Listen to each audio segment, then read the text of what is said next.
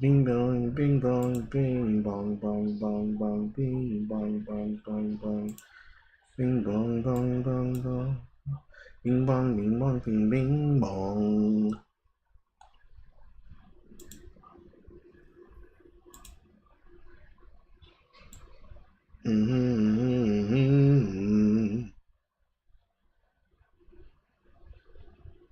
Everything looks right. Boom shakalaka, boom shakalaka, boom shakalaka, boom.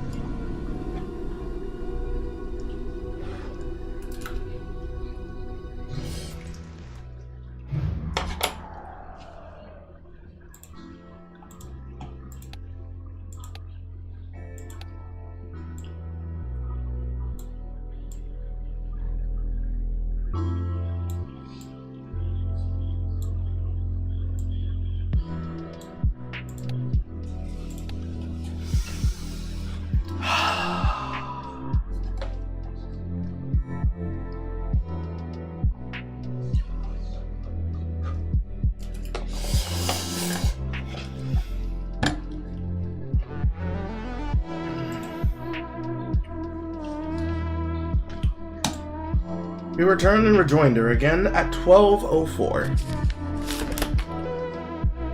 It is the 24th. It is one full day before the entirety of Boxing Day.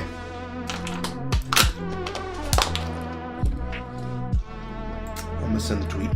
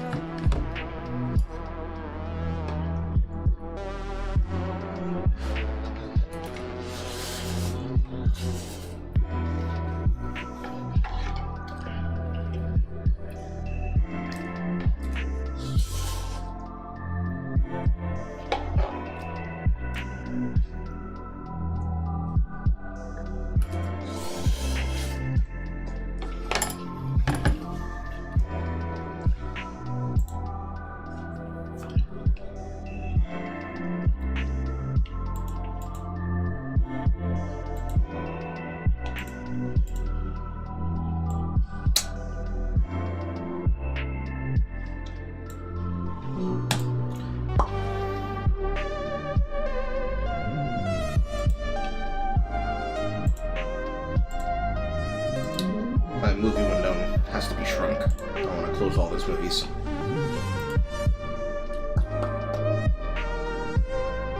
Somehow this got paused.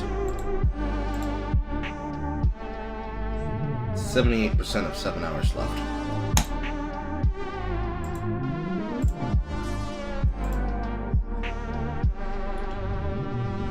Okay.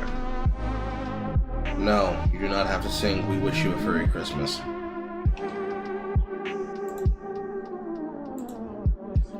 Tweet.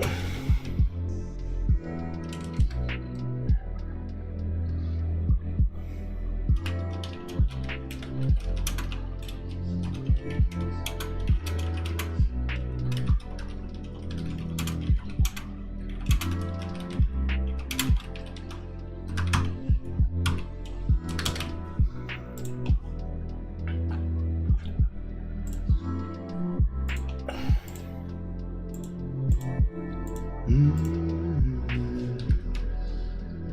bing bong, bing bong.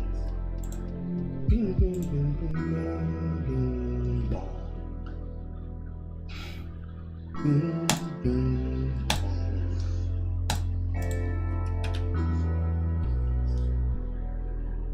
I can't spell reconvene.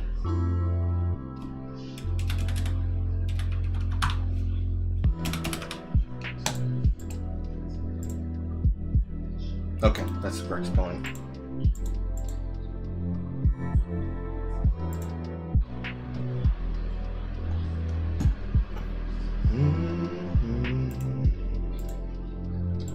Close this, close this, close this. Okay. Yo, Carl, how's it going today? You're gonna regret asking that question in 5 minutes. Allow the dulcet tones of my advanced Balatro replacement pack to soothe you as I pull up the first video, even.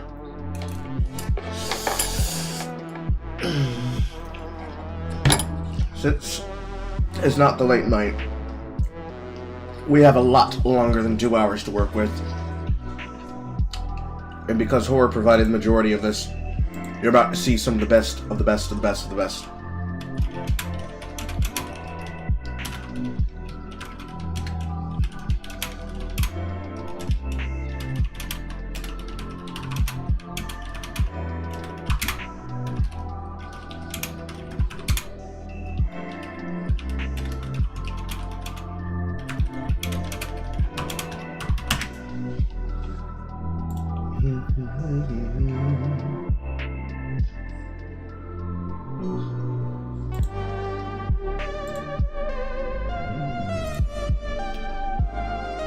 Where did we stop last night? We stopped here. So now we go to 3 reasons why I'm starting to question porn addiction rant. Hi everybody! Every single time, his voice is like a goddamn knife cutting through my goddamn mind.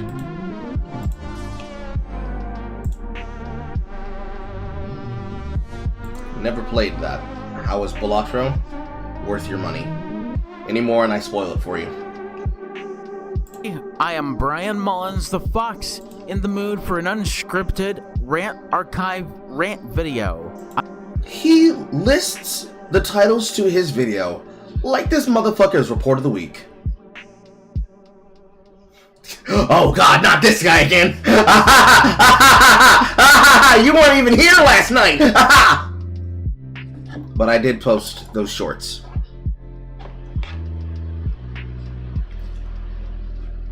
One of the few advantages that come with being able to actively properly use Twitch again is that I have the ability to cut VODs that I can upload directly to my shorts.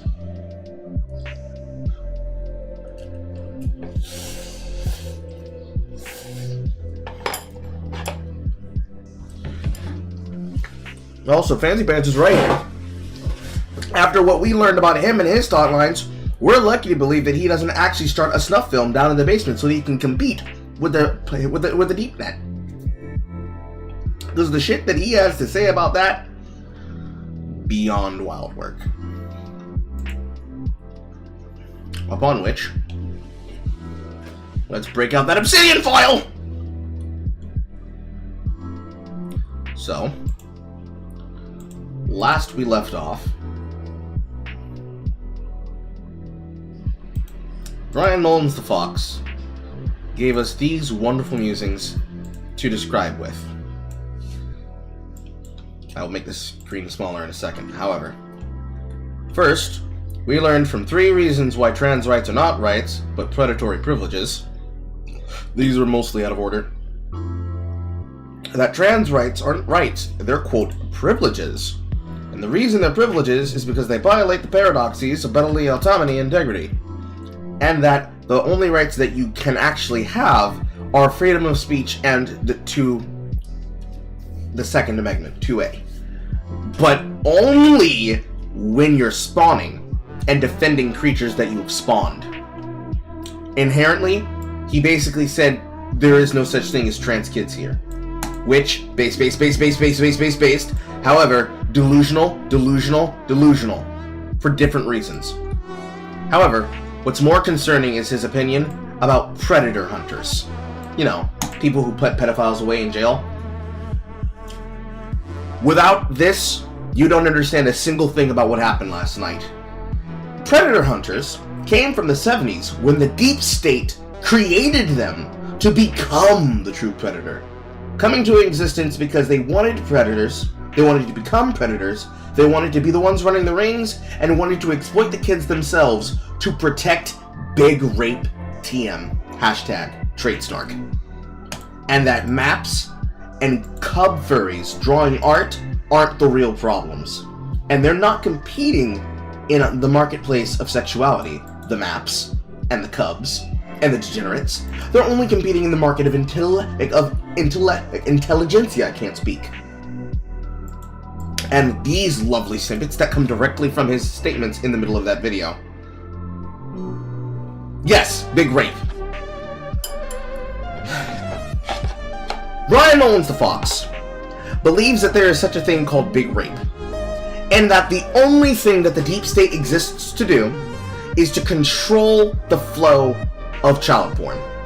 Both that, one, you can't understand what child porn is. You can't see me because I'm air quoting as I'm holding my ramen, but you can't know what it is, so you know how to defend against it. And they hold the majority of the most simplistic ones behind a vault, Walt Disney Vault style, so they can send lesser pedophiles that they're not in control of to jail, while controlling and monopolizing this shit like they're fucking Rape Palpatine. Not even fucking joking.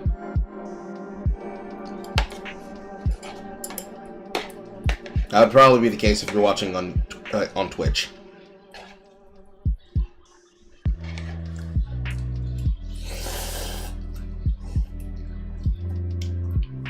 We have to wait so that Marcus can hear me.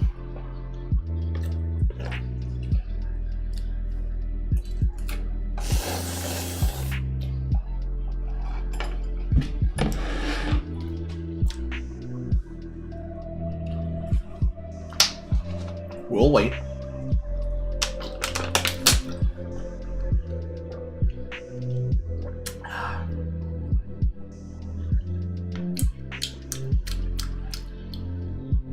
You had to switch to YouTube. It's not your bad. Twitch is a horrible platform.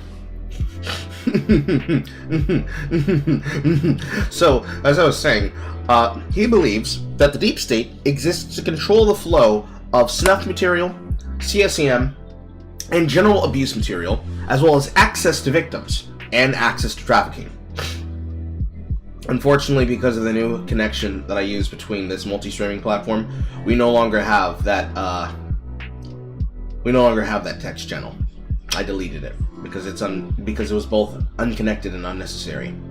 A consequence for upgrading to this new way that allows me to use vertical and horizontal streaming at the same time. Because in order to use the 4 connections that I'm using, I would have had to pay money through Restream. And this way I can do it for free. In fact, the thing that you're seeing on the left side of the screen that unifies the chats, it took me a second to figure it out, but every single streamer's been using this connection. It's called Botrix. And it does not come with a Discord connection inherently. However, back to what I was saying. He believes that the deep state is Big Rape. And alongside this comes this little tidbit directly taken from his video. What I am basically saying to you is that if you argue that, air quote, CP should be illegal, while trivializing child rape, you're normalizing the behaviors and the predation that you're intending to argue against. In his mind, if you believe that it's wrong to have snuff material and abuse material created from children, while, quote, trivializing, because I don't know how the hell you trivialize the assault of a child, while also not trivializing the production of material made from the assault of the child, that you're somehow normalizing the predation that you're hunting against. Who's trivializing any of that? I don't know. Brian was not very clear about that. He actually then went on to say, Porn is supposed to be arousing, fictitious entertainment that depicts sex in a way that doesn't happen in reality, given that it's fake and staged. So his mindset about what porn is effectively porn is supposed to be fake. Brazzers connected. However, as you can see on my refutation of what he was saying, that is clearly not how it works. Scroll over to the left here. No, you can't. No, Brian. Child porn and child assault cannot be trivialized if you're serious about dealing with predation, because one is caused by and leads in a perpetual cycle to the other. Because you can't normalize deviations of human pathology, because they are inherently abnormal. To tell me Tyrone the 15-inch BBC is faking all of it? Yes. And Bella Danger does not actually like that she's being pounded out at 15 miles an hour. And that geyser semen that flowed from his penis is not real.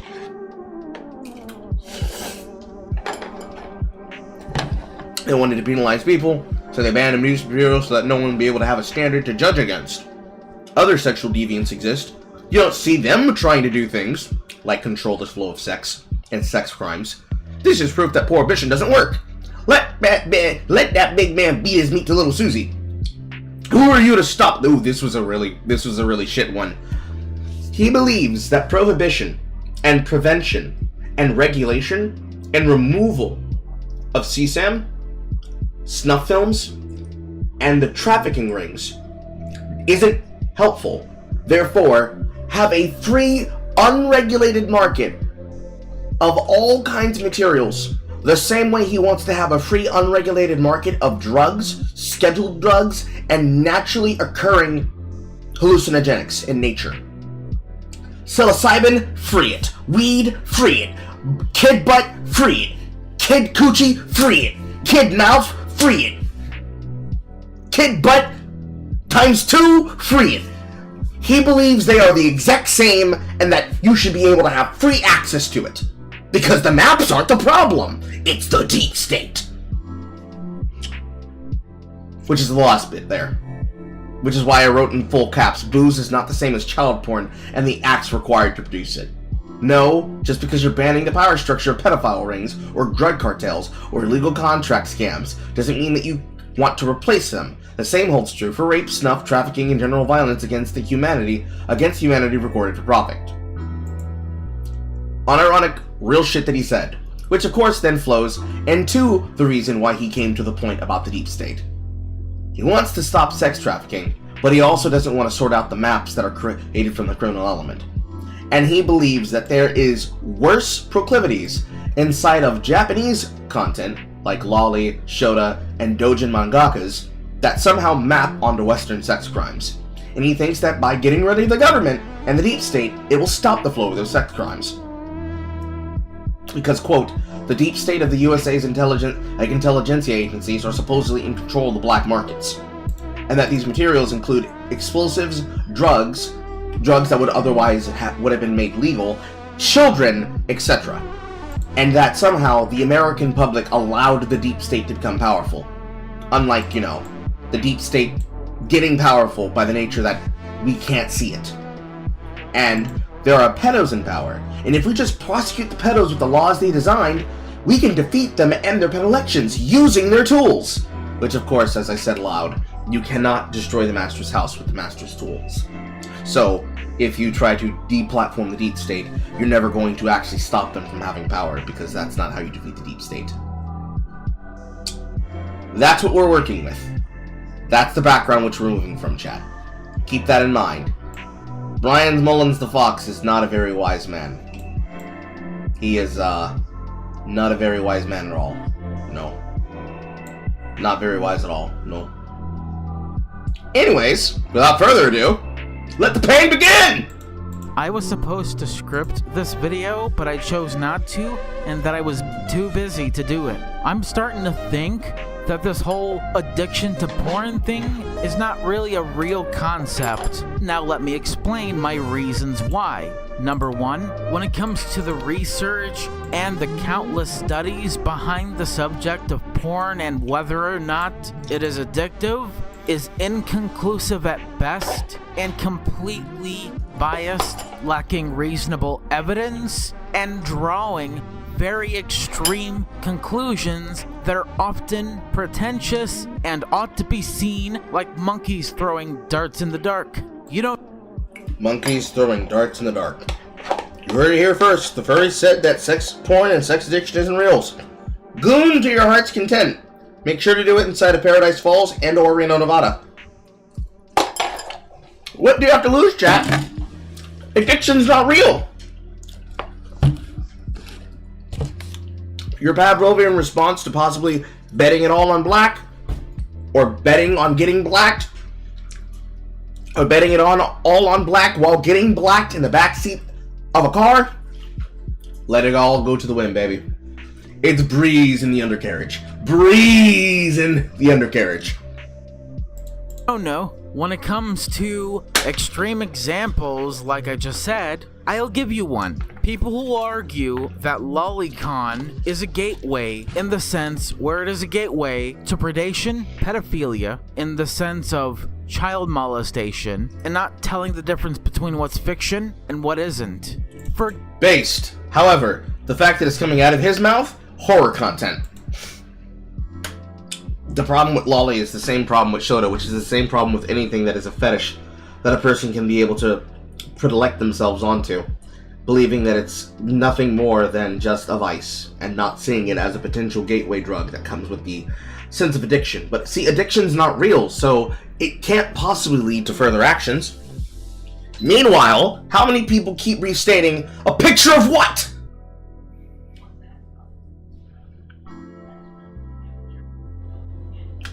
I don't know how he keeps finding new and interesting ways to make arguments that would make me, as a verbatim knee-jerk response, turn to my agency head and say, we're investigating this one next. To say that it's pants on head stupid does not get across how fucking horrifying every statement that he ever makes out of his mouth is. Because you don't know, is he saying something that is actually reasonable and based? Like his political takes, where he actually did not do the cringe leftist thing and actually certified and agreed that, no, if you're doing the thing in reverse where you're saying that Trump cheated because you guys lost wholesale this time after your true political shellacking, you deserve to be embarrassed. He unironically said, no, if you are disagreeing with it, you're faking gay and cringe. To which I said based. And yet, every single thing after that, that's why it's in my obsidian pile. Why not investigate him now? Because I'm no longer a Fed. I am an ex-Fed, Pip, as you should well know. It's not my job anymore. Now, of course, I could give the tip off, but you see, this is one of those autistic, why would we look into it kind of situations. Mind you, because he face-doxed himself in his later years, now, we know that he has now advanced to full man slowly approaching balding furry. However, even if I wanted to contact the head that I could get in contact with to have them look into him, it's not worth it. Because he's just an autist on the internet having really bad, egregious takes. Now, with the amount of times in which he's used his real name, I can only imagine if a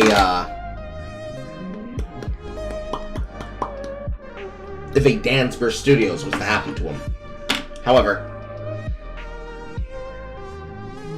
the least thing that would happen is that it would get animal control from Kiwi Farms interested, and they'd look into him if they don't already have a threat about him. So, like, meanwhile, that's not going to stop me from bringing you the attention that horror wants you to see about it. And you supporting me, supporting us, supporting me, supporting you, supporting me, as we all lose our fucking minds at his goddamn statements. Stuff your stockings, chat. Stuff my stockings. I have to see and feel all of this. Some of you could just leave and come back on the VOD. I have to suffer through it live. Consider a humble donation inside my coffers. Help me buy my son a toy this Christmas. You don't have to do it if you don't want to, by the way. I'm mostly memeing.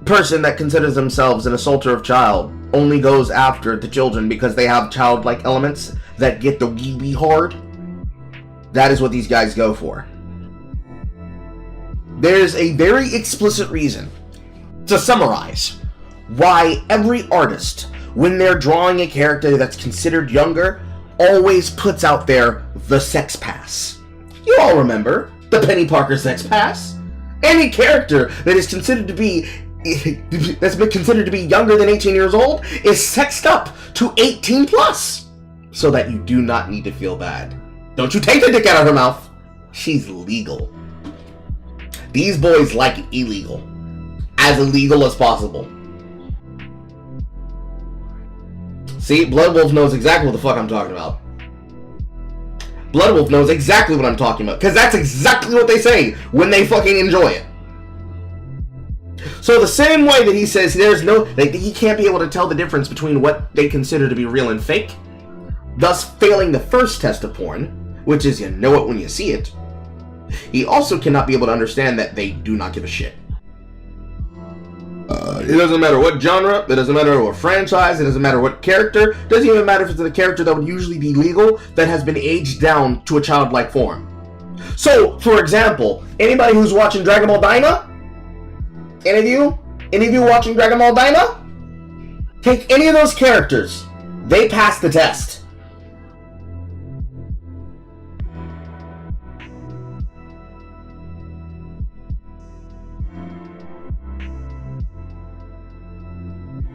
I hope you can live with that information in your head at night. Moving forward. Not that it would have been considered porn anyway if it did. That would have been just considered traumatizing abuse material that would literally traumatize the living hell out of even the most perverted pedo in all of Japan. Number 2. You do not understand how goonerific the Japanese people are. There's a reason why the public and private culture are separated in half. There's a reason why gravure artists start out with a career doing some level of acting and then immediately go into softcore porn or hardcore porn. If you don't believe me, just as an example, look into the acting career and the gravure career of the actress that was the pink Pat Ranger in Lupat. Various numbers of them. Various numbers. Oh, that of course, and Akiba Ranger, obviously. Although Akiba Ranger is intended to be a satire that plays with that concept. Despite the fact that that actress in question, it was a former porn star.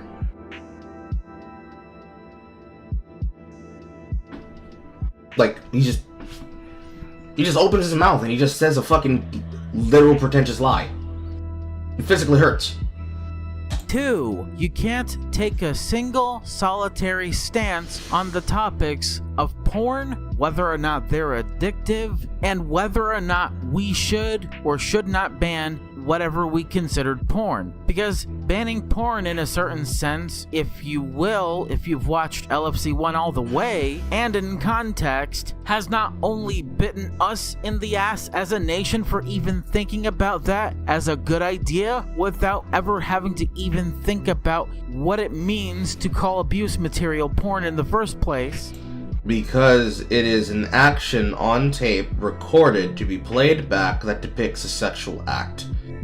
Any sex act that is recorded on a tape, whether it be sketched, step fantasy, joy, or the dreaded gonzo.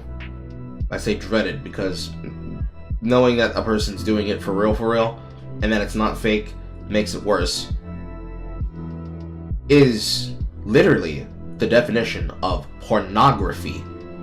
Pornography is what porn is long for. Porn is what pornography is short for. Pornography is what porn is long for.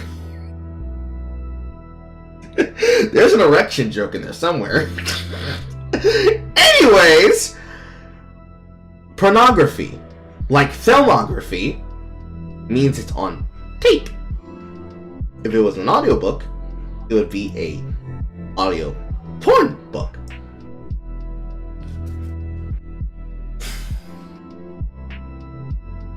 Need to massage the word, really?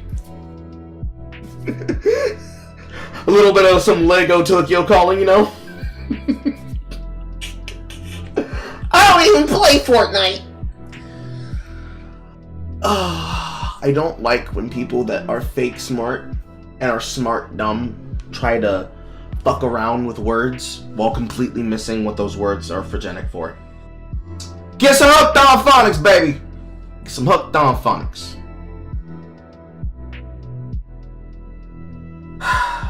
So he does not know. Keep in mind, chat, this man wants to be a father someday. Because remember, you can only have right to the Second Amendment if you're using your weapon in defense of something that you have spawned. And why that's such a terrible, no good, very bad idea, and how it I recognize that reference. basically caused the CS traffickers to be not only a very hot black market, but America to be the #1 CS trafficking nation in the world.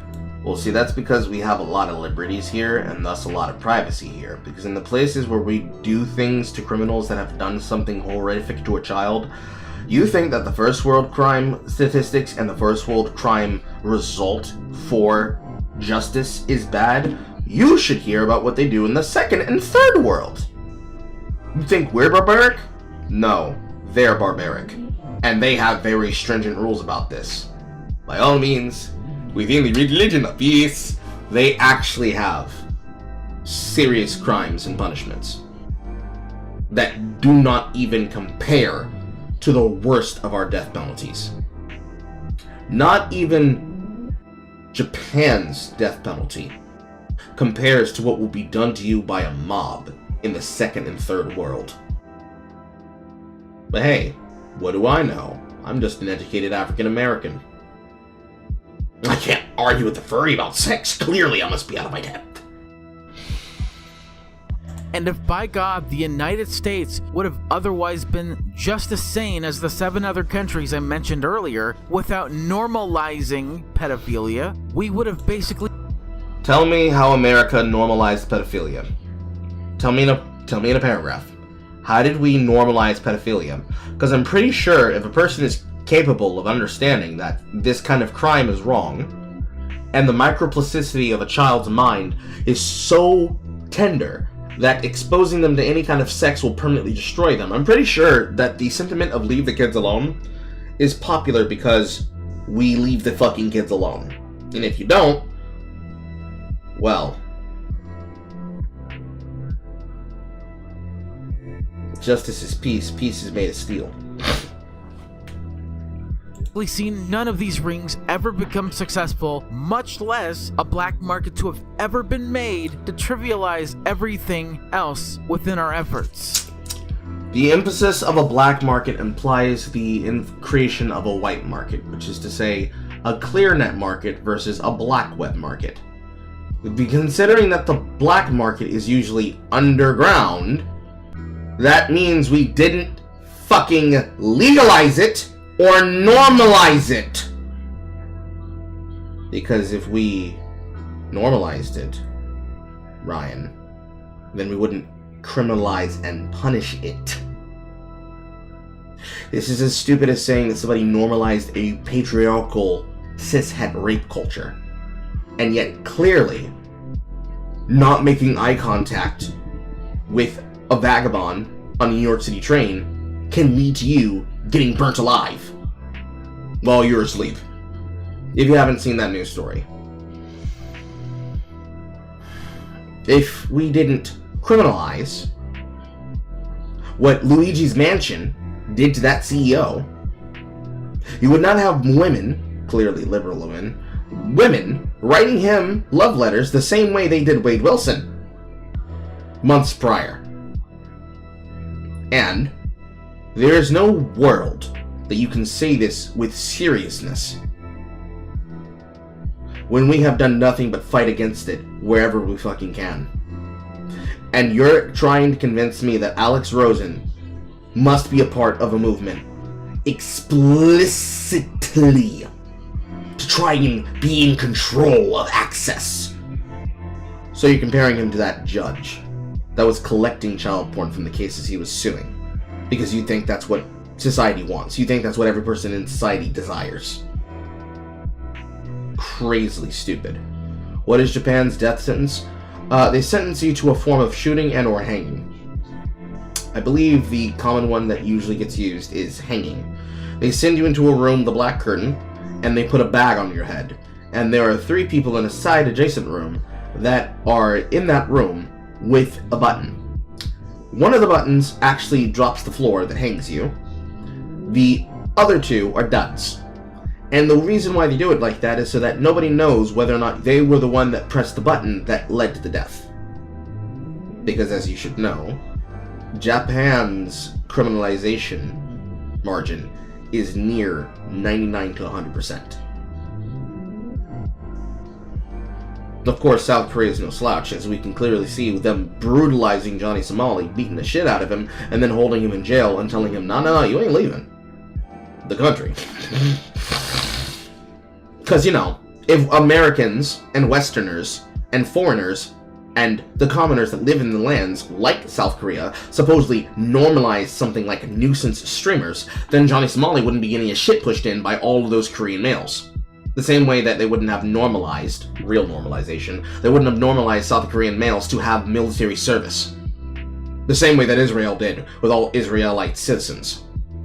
So, the same way that people mog and make fun of Hila, of H3H3, for having to have served in the IDF, having been an Israeli citizen, the South Koreans, they all have military experience. That's why there were so many South Korean streamers that were ready to beat his ass and were being bailed out of jail with that fund that they specifically rose to get people bailed out if they were willing to fuck him up live. I mean, even when you saw the protests concerning that, sidebar by the way, even when you saw footage concerning those protests of the police trying to push people to stop protesting, when they would try to make an aggressive movement against those men would immediately do a counter and turn them back around. Not violently, just literally, boing, flip, psh! Same shit. That's what normalization looks like. The normalization of the militarization of the people leads to the people who are literally protesting against regimes and rogue powers and forms of government being able to resist the oppressive government. Or in the case of that, a dictatorial leader trying to supplant power. Like that one guy did. Anyway. You don't know what he's talking about still.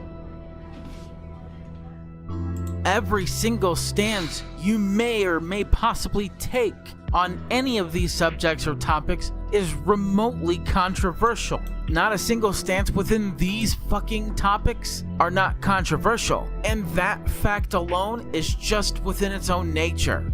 You think that porn is not controversial in its nature? Okay, let's go down that trail. Lily Phillips getting boing flipped, tossed and turned on the bed by 100 men, and then immediately turning after that, crying on camera, trying to cover in the place where the fucking crime was committed, and then running a train with the blackest coal that Britain has to offer. Long black train coming down that line, and filming it all, and then setting up to then do 1,000 men. There's nothing sensationalistic about that at all. No, none of that would insist to bring attention to it. Literally, because of how weird and crazy that is. No. There's nothing salacious about that at all that invokes conversations about whether or not that's moral. Crazy. Crazy. Porn is a very controversial topic, so much so that you would have to censor the word if you're a YouTube content creator and you want to monetize your videos on YouTube. Yeah, but what if I just don't want to? What if I don't want to monetize the video because I want to be for real and out of pocket? I mean, like right now, I'm looking at a video that's in my sidebar. Asmongold TV, 198k views from 5 hours ago at this current time of reading. She quit computer science to start OnlyFans. If I wanted to talk about porn in a direct way that requires me to use porn in the title, I wouldn't say porn. I would use a borrow word, like OnlyFans. Or corn. Or the logo emoji image of corn. She started to do emoji corn to pay the bills. And then something about her being a farmer and country girls making do. Like, Brian,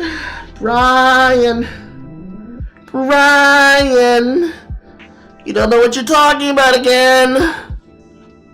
What a fucking crazy world we live in. And number 3. Crazy world that we live in, but you ain't living in. Everyone, when it comes to talking about this at all, are completely fucking insane. Okay, how is everybody who talks about the subject matter of porn and how you understand it insane? Holy shit. Any stance against people like predator hunters, cringe posters who shit on lolly but end up being exposed as predators, and groomers, and even child sex abusers? Can you name an example? Or at the very least, and at the very best, just shitposting creeps, creeping the fuck out of people just for either shock value or for the funny ha-has. And to summarize, I mean, to be honest, we've all crept up on a Poe post that has annoyed the piss out of us, that has made us want to mute him for like a day or a month.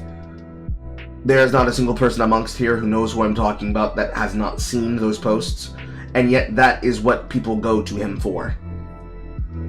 And in many ways, I do the same thing, but at least I'm nice enough to fucking put a fucking flag on that shit, so that you're not just raw exposed to it. So if you click on it, it's your own fault. But you see, that's upsetting people by getting them to look at shock content, versus gooning on shock content and going, you can't handle the real stuff, because that's like stumbling upon an audiobook or an audiovisual visualizer of Sodom or Sallow. Summarize this rant video before I go. 1. The research and evidence behind it is inconclusive at best and questionable at worst. No, I'm pretty sure that any person who's exposed to porn at an early age permanently has their mind fucked with, and it alters the state of being that they would have had if they had just developed normally. I'm pretty sure the data's in on that guy. 2. You can't possibly take a stance when it comes to porn, whether or not we should ban it, or if we were to ever be within the 7 other countries, the United States included, to make it 8, that a lot of things would have been so much different and far better than we've actually done it now. What we should have done is the exact opposite of what we actually did as a nation and a world. Normalizing child predation. Again, where did we normalize children being stalked and abused by adults or children? Actual severe pedophilia and other horrible, heart-wrenching things in the guise of trying to track down anyone with any such abuse material, falsely touting it as porn, fooling or baiting people into not getting or telling the difference between what is porn and what isn't. Now, another side thing that was not mentioned, what you're describing, Brian, is called entrapment. But you see, it's not entrapment if the person doesn't understand what they're looking at because they are willfully ignorant of what they're talking about. All the while, the FBI or CIA or whatever government institution trivializes actual child rape and silences the victims of very such heinous and predatory behavior. And Historically, that probably happened one way or another, considering how high profile or low profile it was. Considering how many times the FBI as an intelligence agency has slipped and fell the ball. But when they have gotten on top of the ball, it's like them noticing that the majority of harassment in Gamergate was coming from people who were creating harassment themselves, or was literally non-existent. Or rather, virtually non-existent, less than 1%. I'm completely against the government having done that, and I'm completely against the FBI in the past having made these so-called CP sites to go after child predators and CS traffickers. So, again, you're describing entrapment where they're using bait. A normal person would not be going out of their way to find child porn.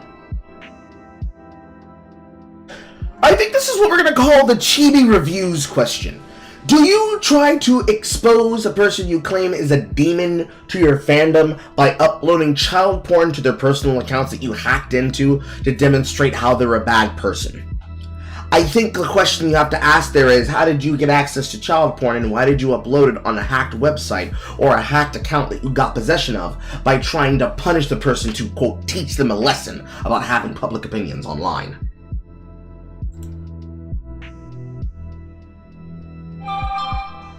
He makes my head hurt. He makes my head hurt. I would argue porn not to be used controversial, but now becoming controversial, which is a good thing. People should not be nearly as sex-saturated as they are. The fact that Pornhub business model relies on getting people, boys in particular, when they are young should show how predatory it is. True. 100%. Yes. Callum is correct.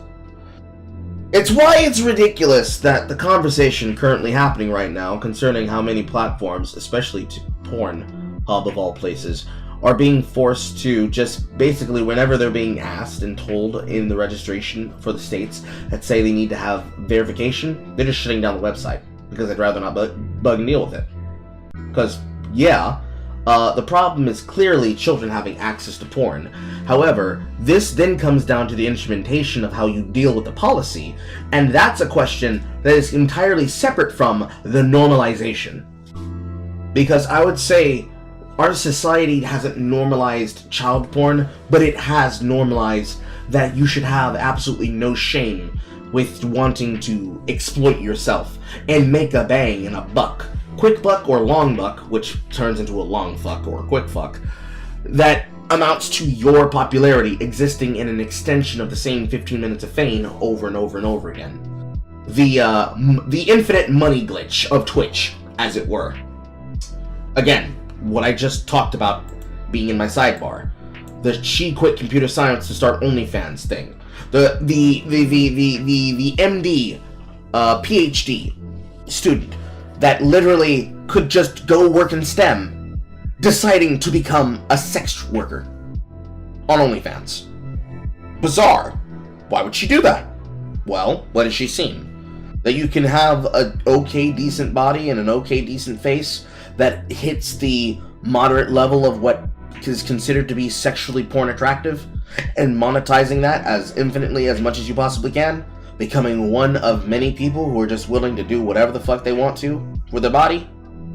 And it's not even a basis of, like, niche. Because, of course, when you're talking about plus size, black, British white, southern goth girl, e-girl, predatory e-girl, girlfriend experience e-girl. The simple idea of I go on internet, I show off my body, and eventually I keep doing more and more and more, as the fucking interview done by that guy on Lily Phillips showed, until you're just having sex on camera. The never-ending spiral inwards should not be the goal for most people, but for some people that's what it is. That, I can say, was normalized, but it wasn't normalized by society, it was normalized by women in society that thought that this was a way to liberate themselves from male control and the male gaze of sexuality. But really what they were doing was unleashing the behemoth, in moral sense terms. Anyways, lots of yapping. Moving forward. We're almost done. We should have done away with them in the most sane and non-abusive way, to where we're not even beginning to think about trivializing actual rape, much less passing laws that by their own logical extremes would not make a difference even if all the CS traffickers and predators were all gone. And I'm gonna need a citation and a dissertation on why you think that. Otherwise, I'm gonna call that cap and move on.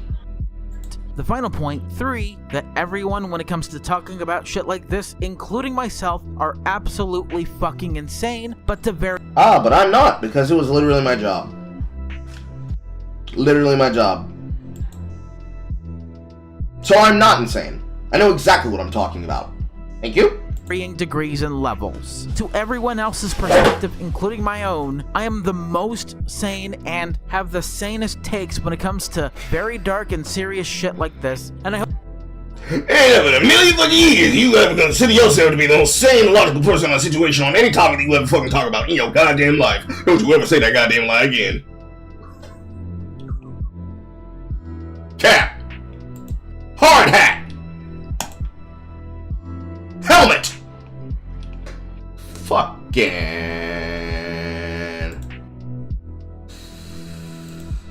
physically hurts. Spiritually hurts.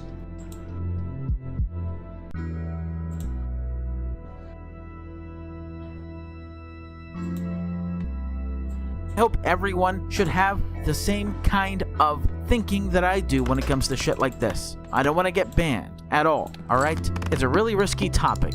But with all that being said, I'm Brian Mullins the Fox, signing out. See you next time. Brian! Why are you so stupid, Brian?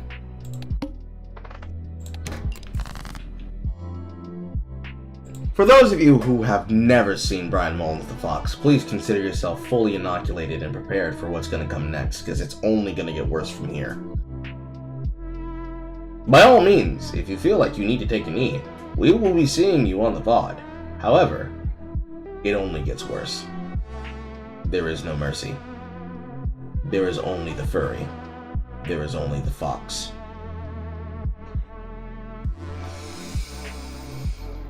Next! My response to Gilded Pooh's failed character assassination attempt.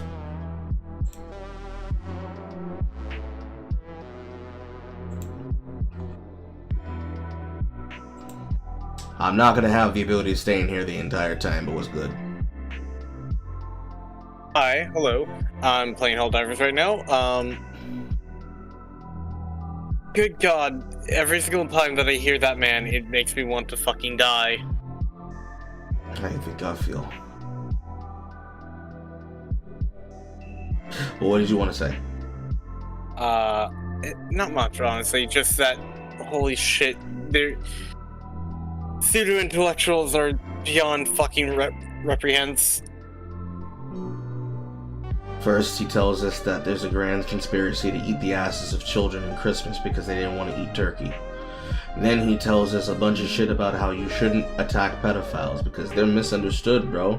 They're not offending. So that means that they're not the big problem.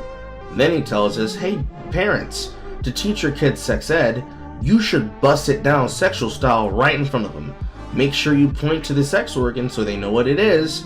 And then he gives us good takes, bad takes, and batshit insane takes about any and everything from politics to literally porn and the deep state.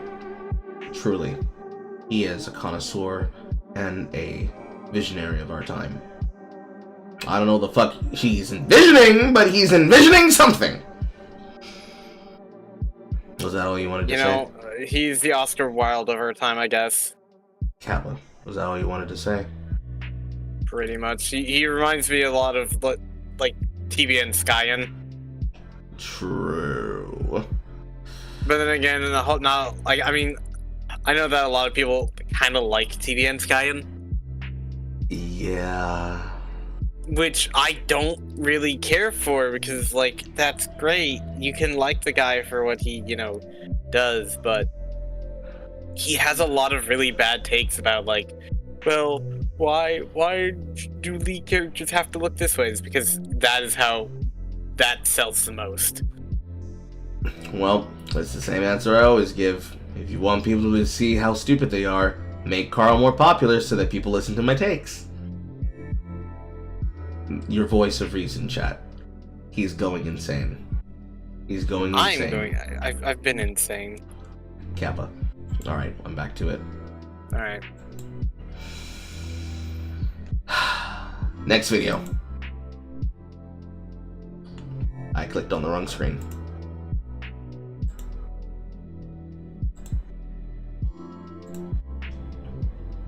Correct screen now.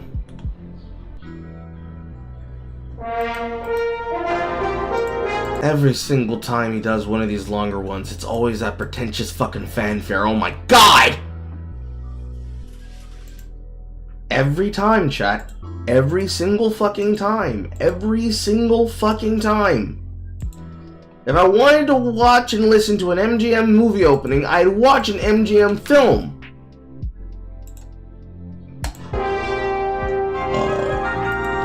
So my response video, and it's not just one of those response videos where I don't show a single clip from any of the videos he's made on me. He has so desperately forced my hand to the extent where... Desperately? A content creator making videos about you and the shit content that you make is desperately forcing his hand? I don't think that's what that word means, Bubby. I don't think that's what that word means. I think you coping again. this video is a thing, and I hate that it is a thing. But without going too far deep into this tangent, I'm gonna let the video play for the first clip. I used to think that Brian Mullins the Fox was just a fucking retard. A retarded virgin furry. And after some careful examination, I have come to the conclusion that no, Brian Mullins the Fox is exactly the pedophile everybody thinks he is. Exactly who's everybody? You don't represent the entirety of the YouTube sphere, the internet. You're not even one to represent the entirety of the commentary community. There are so many subsectors and sectors that are much more popular and bigger than you. And no, I'm not a pedophile. If you're going to make a Gonna fool me! You certainly have takes like one.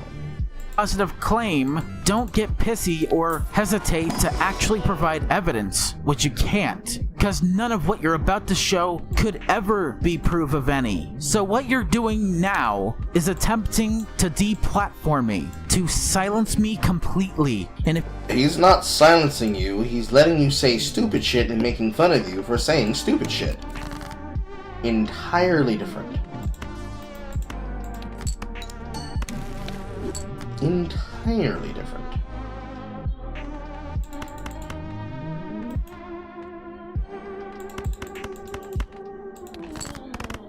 if you dare try to DMCA this fucking video, you're gonna lose fucking badly. Because not only have you dropped the word lolcow all of a sudden, no, because of course that never fucking worked. It was largely ineffective and nobody cared. But just cause I mentioned that you may or may not have had hentai or any further degenerate porn than the image of a horse doing a dolphin, you then took LFC1, put words in my mouth, took it completely out of context, said that anybody who flagged it was a massive coward, and then you decide to turn on me because what? I wasn't thankful enough for calling them out for being cowards? And you not having any self-awareness to the fact that you contributed to this happening. I see how it is. Let's continue. At the library, it took me well over an hour to eat a huge cucumber, about 12 to 14 inches long. I ate it all in one sitting. I totally believe that you just sat there at the local library scarfing a fucking 14-inch cucumber like some fucking thirsty desperate to deep throat black cock, and they didn't kick you out of that fucking library as a result of being a fucking weird freak. Wait, what the fuck? I ate that cucumber because it was fucking delicious, you fucking degenerate. Quit fantasizing about me eating or sucking black cock. What is it always with people like you who fantasize about black cocks? You need to get that checked. You see, he not only tells us what his previous crush was, previous to that character, but also goes on to say what his current crush is. Spoiler, none of them are human. Fun fact, I've had fictional character crushes before I had one with Sasha LaFleur in 2014 and lost my non-furry virginity. Sasha LaFleur, Sasha LaFleur, Sasha LaFleur.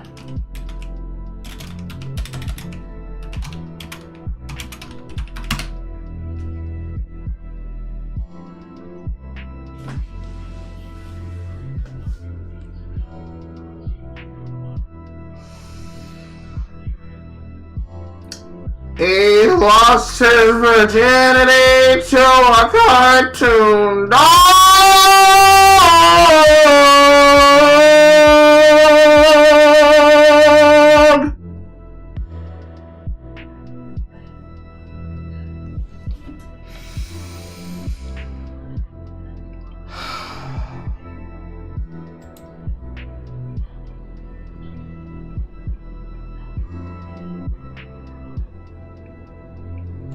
show you, obviously.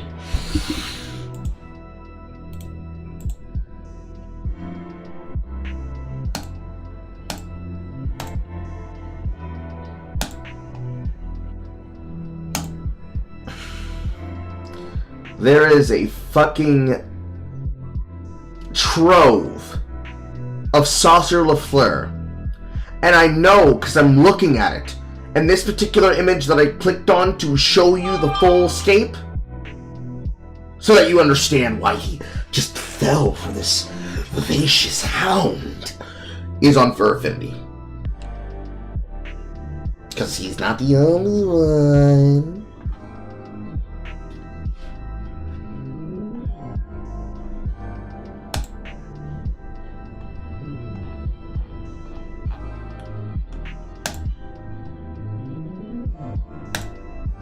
Just desperate for that hound dog taste. He's gotta get it. Gotta have it.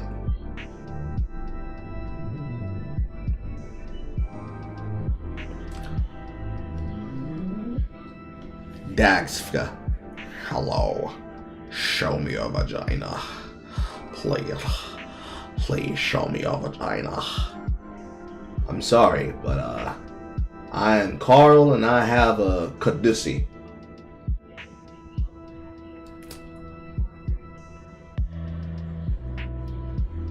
I can't show you something that I do not have, sir. I believe you've gone into the wrong chat room, because I'm certainly not my bodacious wife. No, because there's already pictures of Carl's feet on the internet. I'm going to ask you to lock in and focus on what we're talking about. There's no need for that. Anyways, this is what made him lose it. This is what he gooned off to, chat. Gooned off to this cartoon dog from Madonna Blue film. Can we fault him for having good taste? Yes, because he gooned off to a cartoon dog. No, sir, I'm not going to do that either. That's 3 strikes now. And of course, where else but fucking here.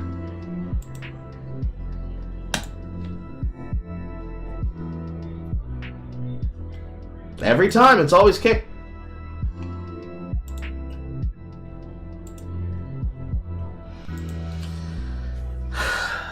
See, I could understand an anthropomorphic dog. You could be like, hey, yo, what can I say, bro? Like, Latin woman, Italian spiel, and it's a Cocker Spaniel. The fucking ears got me, bro. No. A dog with eyeshadow. That's what gets him. A dog with eyeshadow.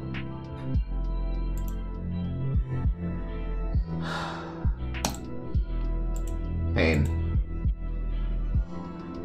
Pain. Pain.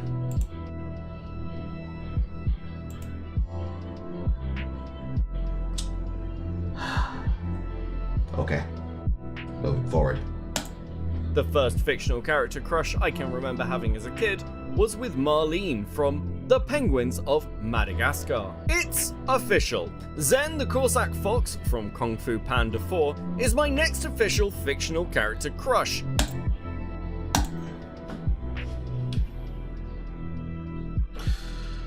And I could look that one up too.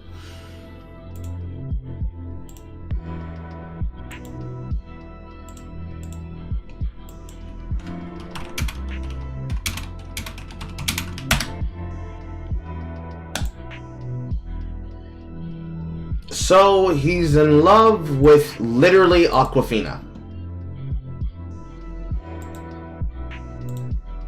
He's in love with literally Aquafina. Bro, you gotta get better taste. I don't know what the fuck to tell you, dude. You gotta get better taste. You can do better than fucking Aquafina. Okay? You can do better than Aquafina. This isn't even goddamn Zootopia levels of, I get it, I understand, Bro, you got a problem. You've got a problem. I don't know what the fuck it is, but you've got a problem. It's a hot mess. You have an addiction. You gotta do something about it. This is unacceptable.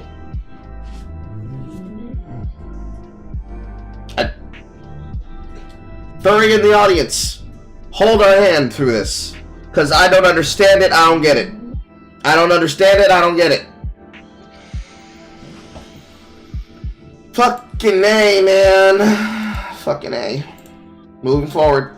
First time in a decade since I established one myself. Why is it so difficult for you, Brian, to have a crush like a normal fucking person? You know, a crush on, I don't know, a person. By the way, I'm not going to have to address his complete lies and misinterpretations of a creepypasta fanfic, and it had nothing to do with me being super or hyper obsessive with Sasha LaFleur. You know, if you've archived that story, you would have seen that. But apparently your ADHD has afflicted you so heavily that you're such a fucking bumbling, stumbling idiot that you fail to understand that completely. And that's not my fault. You don't get to fucking blame me just because you didn't watch the entirety of the video, or at least be somewhat damn near accurate. Not to take any of it out of context or use it as a gotcha against me like Lyle Convoy has, because he's a retard. Lyle Convoy mentioned.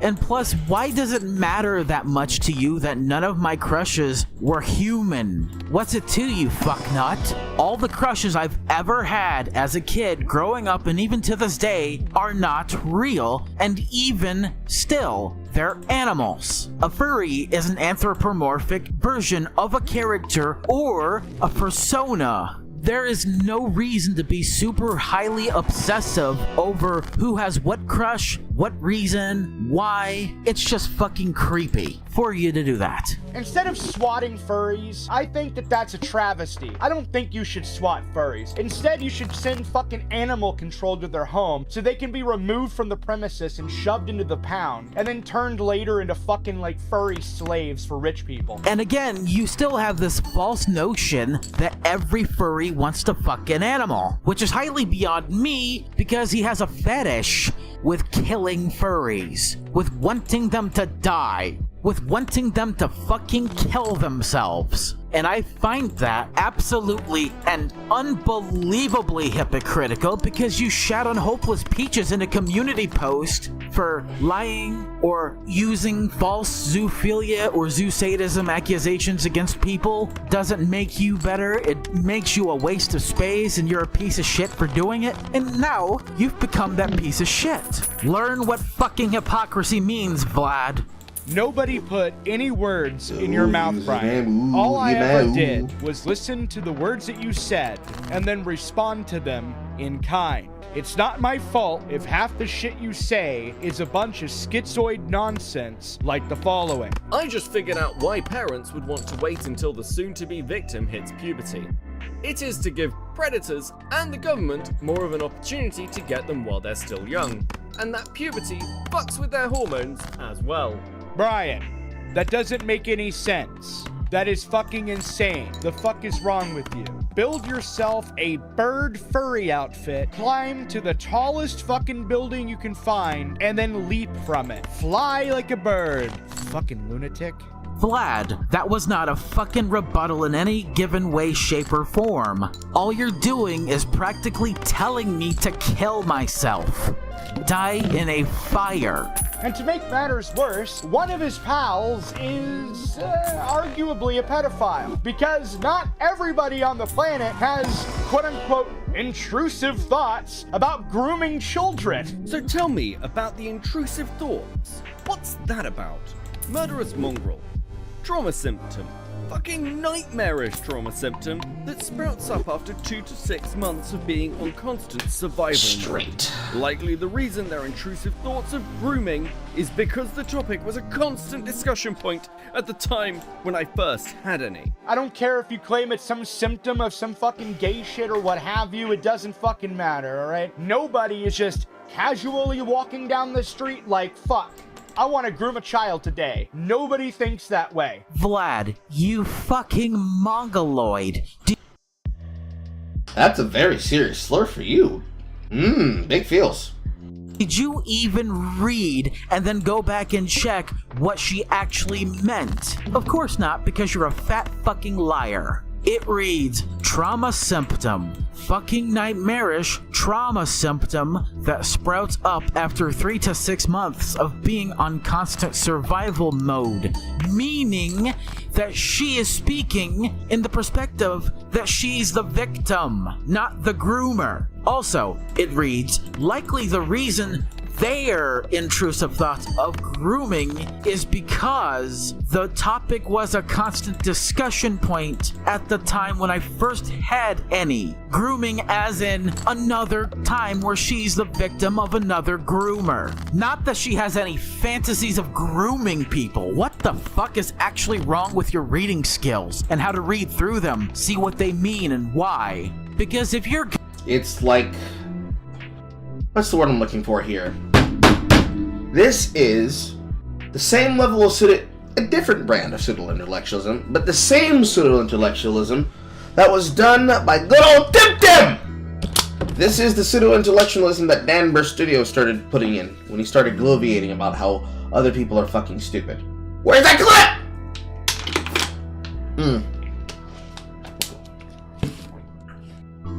Play that clip, Jethro. Where's my clip? I need my clip, Jethro. I want my clip. I need my clip. No, it isn't. No, it isn't. You guys understand, right here.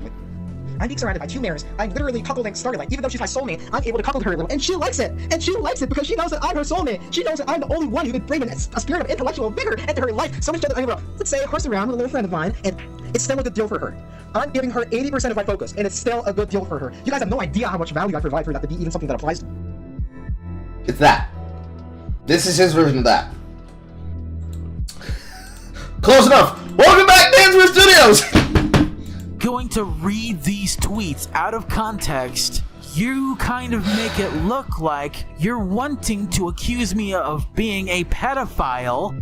You argued that parents should have sex in front of their children and that we should not arrest MAP because you think that MAPs aren't violating the NAP.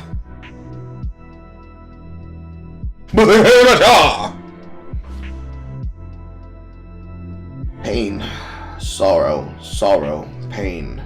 Pain and sorrow. Because you accused... Welcome, bolster! While I wish the gift that was given while watching something less deprived. Merry Xmas, Carl. Best wishes to you. Close your mouth, fictional woman, and open your legs to possibilities. Based. Merry Christmas, Carl. Best wishes to you, your family, and your whole chat room and associates. Good health and peace from Slowly Poland. Cheers for good times. Where are you, Christmas? I need booze in me. Based. Thank you. Give the man the thumbs up. The first of many. Possibly. her of being a pedophile over this one tweet. And I've made a video on this channel before clearing her name, although getting a few minor things wrong. Well, you see, the problem with the video and you getting a few minor things wrong is that you shouldn't, because you should be able to take your time to do a full rebuttal. Kind of a dead horse topic, don't you think? But then again, you make videos on every single topic, and you're always right, you're never wrong. This is clearly guilt by association, and you're no different than Lio Convoy, and you wonder why I say that. Because you got that info from him, and others who think like him. Because you, Lio Convoy, Queen Seraphina, and others have the same thought process, and I hate it. It's all listen and believe to me. Moving on. I would not trust Mongrel to watch my kid, and I most certainly wouldn't trust Brian Mullins the Fox to watch my kid. You wouldn't trust any fucking stranger to watch your kid, because guess what? That's your job. That's your literal job. Why would you need to say that if you know it's your fucking job? That's so retarded. And plus, you brought your own fucking kids into this. It's your fucking fault that Lio dragged your fucking kids into this past drama between you and him. No, it would be no one's fault if he did it randomly of his own volition other than his. Actually. Family is off limits. The moment that you go after family, I get to take the gloves off. All of us get to take the gloves off because you should have been able to keep it between me and you, but you decided he wanted to do that, so he went to the lines. A lot of you Spurgs don't realize that fuck around and find out does not just apply to cringy ass back and forth over Spurg shit on the internet. You know that you should know this from how many times you get clocked for this, but then of course the people who are criticizing you don't understand you. You pull a fucking Dark Viper, dude. It's so annoying. Holy shit. Because you make your children public, as in they exist. Never. Let's go ahead and play that again, and let's see if anybody else can find out what he just said was fucking stupid and wrong. One more time, dumbass. Why would you need to say that? It's all listen and believe to me. Moving on. I would not trust Mongrel to watch my kid, and I most certainly wouldn't trust Brian Mullins the Fox to watch my kid. You wouldn't trust any fucking stranger to watch your kid, because guess what? That's your job. That's your literal job. Why would you need to say that if you know it's your fucking job? That's so retarded. And plus, you brought your own fucking kids into this. It's your fucking fault that Lio dragged your fucking kids into this past drama between you and him. Because you make your children public, as in they exist. Never, ever mention that you have family or... One more time. Let's see if anybody can catch it. I promise, it's very easy to catch. It's the same misspeak he did last time. Into this past drama between you and him. Because you make your children public, as in they exist. Brian Mullins the Fox, somebody having children and spawning does not mean they're fair game by them having a heartbeat. You actual ignorami!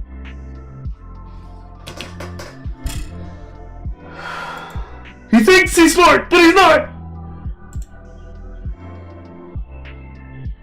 Never, ever mention that you have family or kids on the internet like this, because it's gonna make you look no differently than that fat fucking bastard Lio Convoy. But outside of this is when things get a little spicy for me. Because what follows? And what follows is clips from a video that he titled, How to Actually Raise Your Children. Yeah, really. For the first 2 to 3 years, here are the only things you would need to do when it comes to taking care of and raising said child.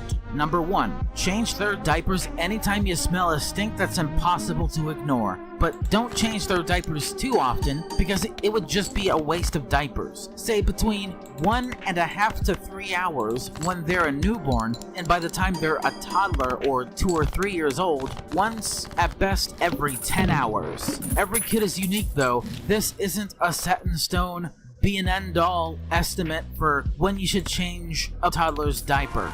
Every kid is unique. Some have sudden steamers, and others have campy logs. By doing this, you should save somewhere between $200 and $500 on diapers alone each year. So right out the gate, Brian is quite literally promoting child abuse. The reason why I say it's child abuse, for those of you that don't have children, whenever the kid shits themselves, if you don't change it immediately, they can develop a rash, a very uncomfortable rash, and it can get infected and all that other not fun, gross shit. If you don't change the diaper every time and just let it sit there and fester, that's ultimately generally the result. You actually want to change the diaper immediately as soon as you smell that smelly smell. Brian is literally promoting the opposite of that in the effort of saving money. And if really saving money is the goal, why not just say, well, fuck the kid entirely and just never change their diapers? Just let them shit all over the fucking floor and piss all over everywhere. Wouldn't that save you loads of money on diapers? You could just use a reusable diaper if you really, really are that money conscious. Brian has no idea what he's talking about. He has no kids. Nobody's ever gonna fuck Brian because he's a fucking virgin and he's fat. I never said never change their diaper. You never know what you're gonna feed that baby and how it's going to affect their tummy. Not all babies or children are created equal. Sometimes you would have to change them often,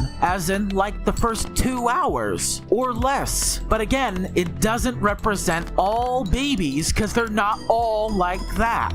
Some babies get constipated and may not need to change their diapers all that much. And it's not just about saving money. It's also about you being a worthwhile resource as a parent by not being wasteful. You cannot just change a diaper the moment a baby shits in it. And if you were to do, it would almost certainly not be as common as you think it is. And clearly I did not say let them shit all over the floor. Fuck off. I only said change the diaper of the baby between whatever range of hours depending on their age. That was it. I don't have to be a parent to tell you that just because a baby shits in a diaper doesn't always mean you're gonna smell it immediately. Only change it when you actually cannot ignore that smell, like what I said in that video.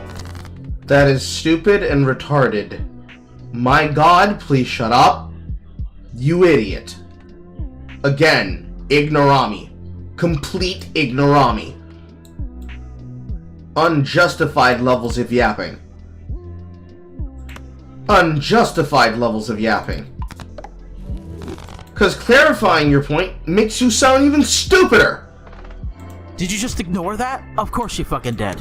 When they're babies that don't even have their baby teeth yet, and if the mother can naturally lactate, let her pucker them up until they reach the age of 2 years old. When they develop teeth, keep them on baby food supply until they're all developed and the child can eat foods that require the use of their baby teeth. When they hit their toddler years, feed them an equal balance of protein, fiber, fats, carbs, and veggies. If the mother figure suggests otherwise out of just spiteful contrarianism, or because she think it might do harm to them somehow for some fucking reason, do the opposite without telling her and see how she responds. That'll teach her not to be such a bad parent and a bitch.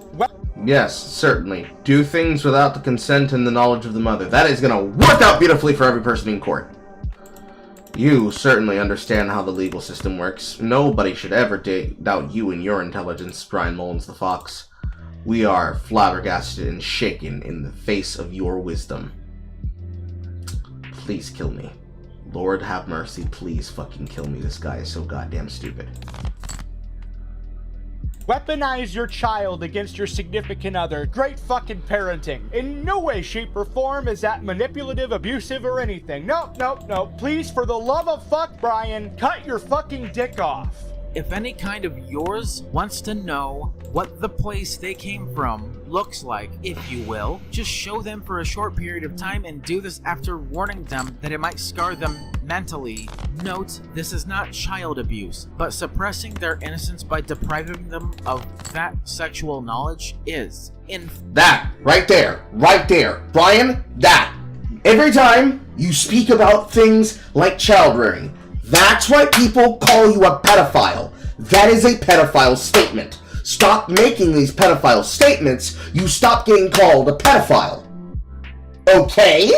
Okay. Simple. Easy. That's all you gotta stop doing, but you can't stop doing it. Fucking shot. Fucking Christ almighty.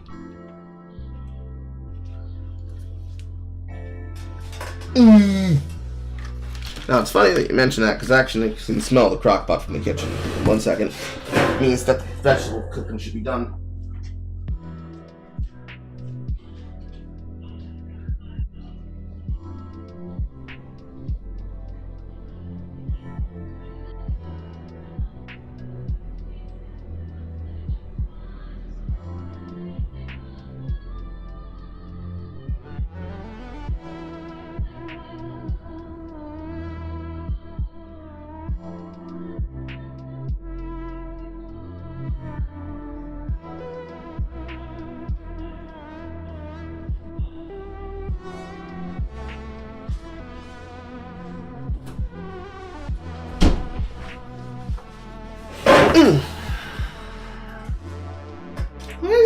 time I get up, I feel like my camera gets skewed. Okay, continue. Fact, if you want a brother or a sister and you're a little kid, and if you're old enough to somehow know where you came from, ask them kindly, if they may allow you to, watch in a safe enough angle the process of intercourse without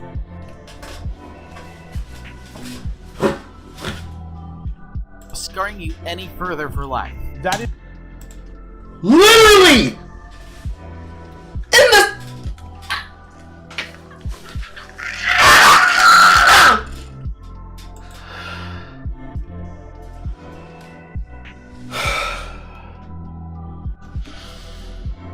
I'm pretty sure Bill DePooh's about to say the same shit that I just said. is child abuse. Showing your children porn is child abuse. Right? Yes! That's Hello, darkness, my old friend. Through the internet, Bill DePooh. Through the fucking internet. Roll this to your mother. that is both child abuse and insanely illegal. I cannot believe Brian, unironically, thought it was a good idea to pull up OBS or whatever the fuck and be like, yo, I'm gonna advocate for showing children porn. But anyway, in this same video, he gives a little bit more copium on his legalized child porn video being removed from the internet. All my video promoted is a multi-pronged approach of legalizing all porn, including fictional CP, by phasing out illicit CSAM material and even CR material, so that child traffickers are run out of business that way. It doesn't help. Problem with this, as you guys will come to learn, is his definition of what porn is. And once you learn what his definition of porn is, you'll quickly understand why this rationale is stupid. And stigma, in only this one context and one context alone, is the same stigma surrounding porn in general. Not just child porn, because people are too fucked to get the difference between that and actual child abuse material, or even child rape material. Because the said abuse material isn't staged or faked, it's real. People making money off of that trivializes the very definition of porn. Porn is supposed to be staged.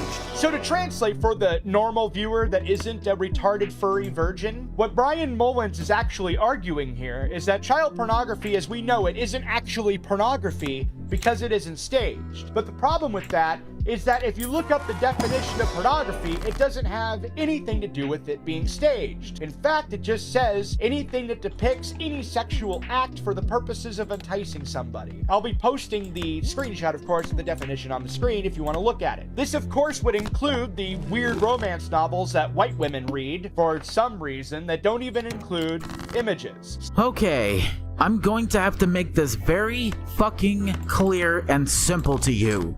Please, please, make it clear and simple to us. I am begging you, make it clear and simple. Make it simple and clean, even. So I can wash away my sad tears.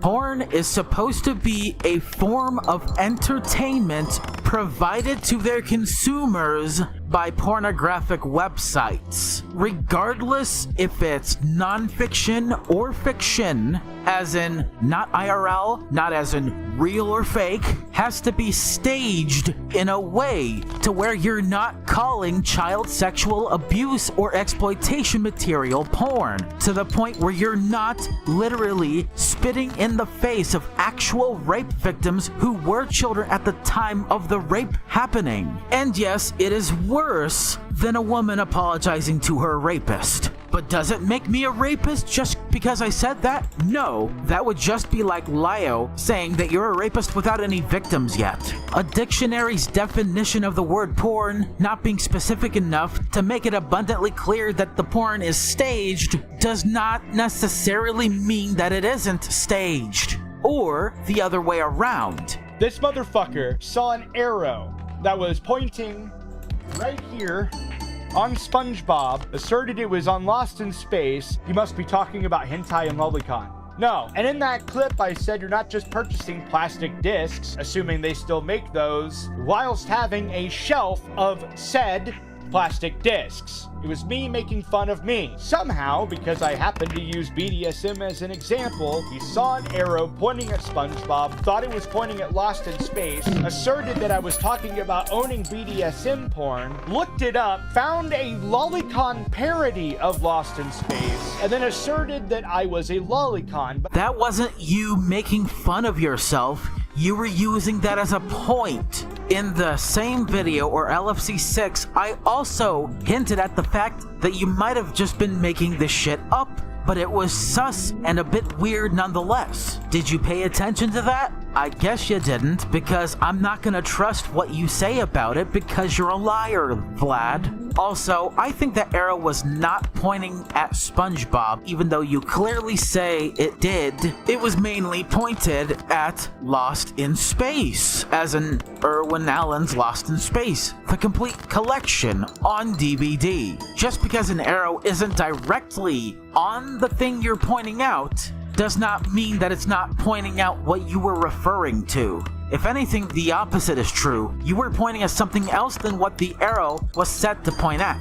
I don't know about anybody else, but using this as an example is fucking stupid. Just to generally point that out. I don't think that someone like you who has a past of trolling people with zoo porn, scat, shock porn, is ever allowed to come back with anything to an extent when it comes to recovery, because you falsely accused me of being a pedophile because of a tweet you took out of context of Rose talking about herself being the victim and thoughts of grooming as in her potentially being a victim of another grooming scenario and a groomer, and dishonestly spun it into her having sexual fantasies of grooming minors and or children. You fucking pervert. Never in my life have I seen such a disastrous piece of shit completely misconstrue what words actually mean, try to redefine it by saying that it's not specific if it was staged or not, and then claim that you have the moral fucking high ground to say anything else. Fuck you, Vlad. None of that. All you did was make a stupid ass point that served no other purpose than to piss me off alongside with He just keeps yapping. and outside of the fact that you just trivialized someone else's experiences with grooming, as in she's the victim of said grooming, and she's made that emphatically clear every single time, and yet you still listen and believe against her. It's like the pot calling the kettle black, isn't it? Moving on. Plus, I never in any way asserted that you were a lolicon. You made that up. All I did was call you a freak for being an anti and collecting porn in the first place. Because clearly what is more important here than the fucking crimes of addicted, pedophile, and touched children is your hurt fifis. The world's smallest violin playing a ghetto remix.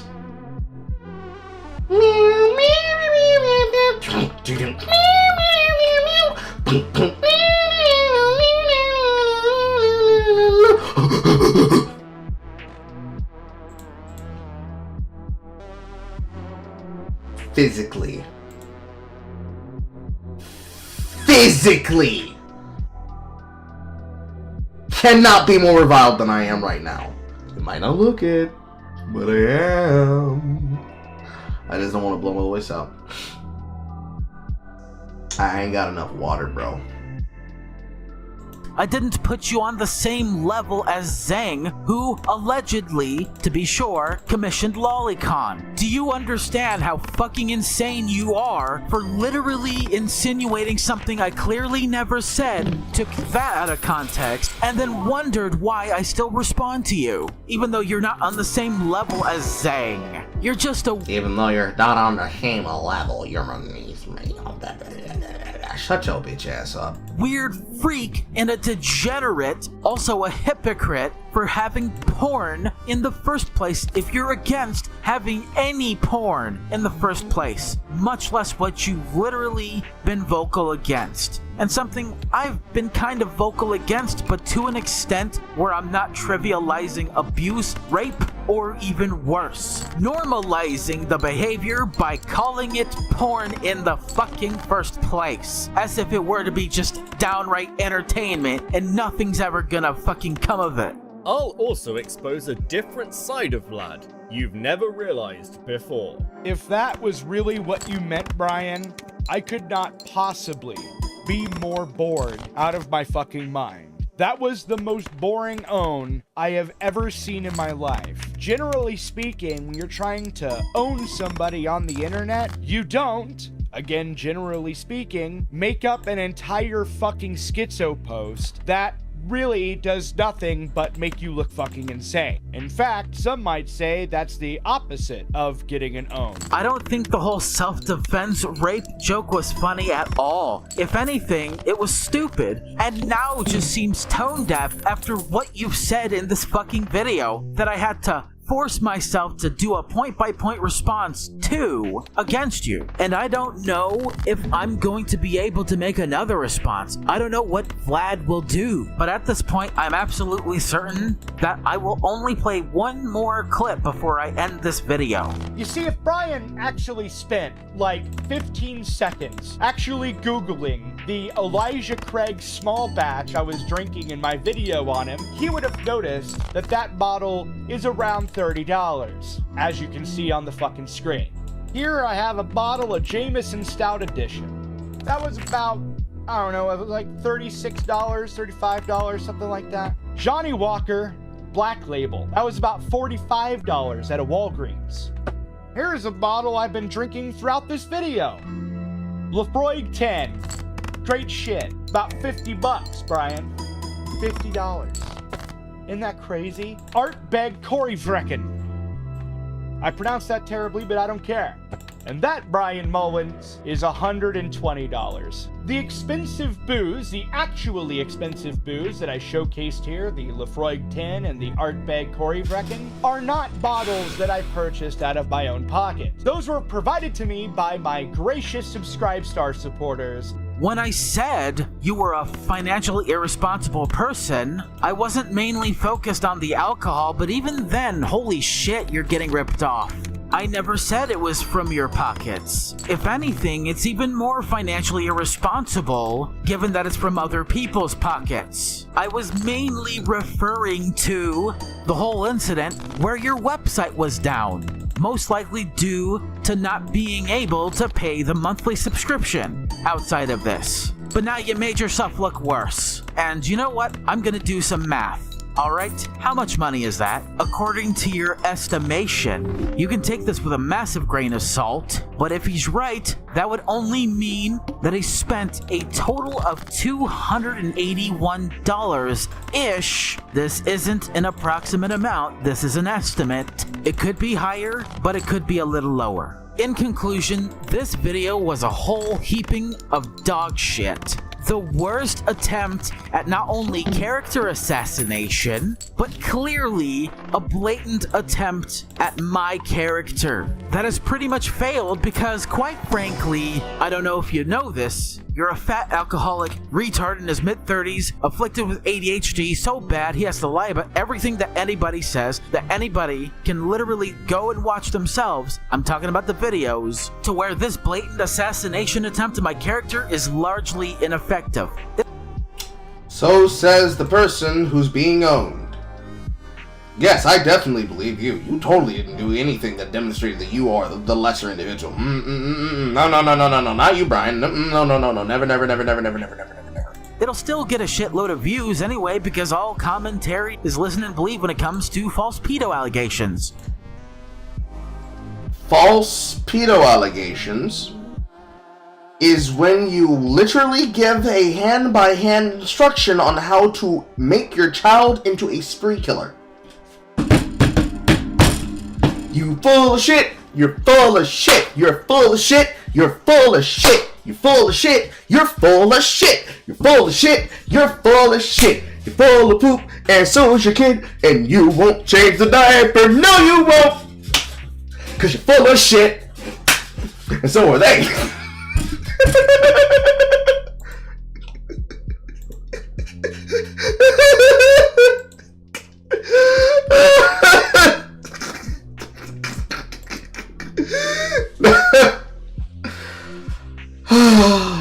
If we laugh, then it doesn't hurt as much, chat. if we laugh, it doesn't hurt as much. Keep in mind, this creature wants to goon off to a furry like this while telling you that you shouldn't change your children's diapers until the smell really gets bad. To the point that you can smell it from halfway across the house like Superman taking in the lowest vapors. And then says other people don't know what they're talking about when it comes to him, and they fail at character assassination when he already stuck the knife in the fucking observatory himself 17 times. Boy, do you have it coming! And that was just 2 videos, chat. Merry Christmas, Carl. I hope your stockings and mailbox remain free. I don't know what to say other than thank you. Close your mouth, fictional woman, and open your legs to possibilities. I don't know what to say other than thank you, Struggler. It makes me feel wonderful on the inside, because I feel horrible on the inside right now, knowing I cannot kill my spirit. I have to kill the light before I kill myself. I am the book that isn't broken, bespoken, trapped in the furry reception.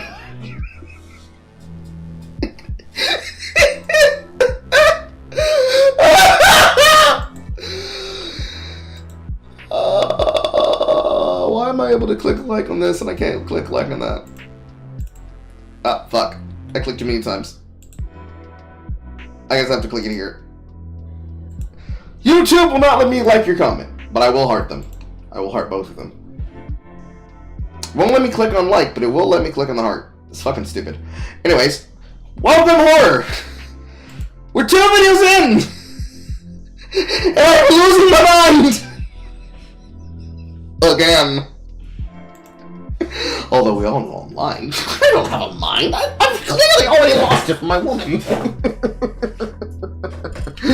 Video 3! My thoughts and opinions on the whole Kumo, Jar, and Cinnabare 3 drama. Now you see, Brian Mullins the Fox, that one's personal for me. Because a man lied to my face about his involvement in the defense of goonerism, and we had to remove him immediately. Truthfully, it was public. Hello everybody, I am Brian Mullins the Fox for a drop. This is not on the right page. This is the page that we want.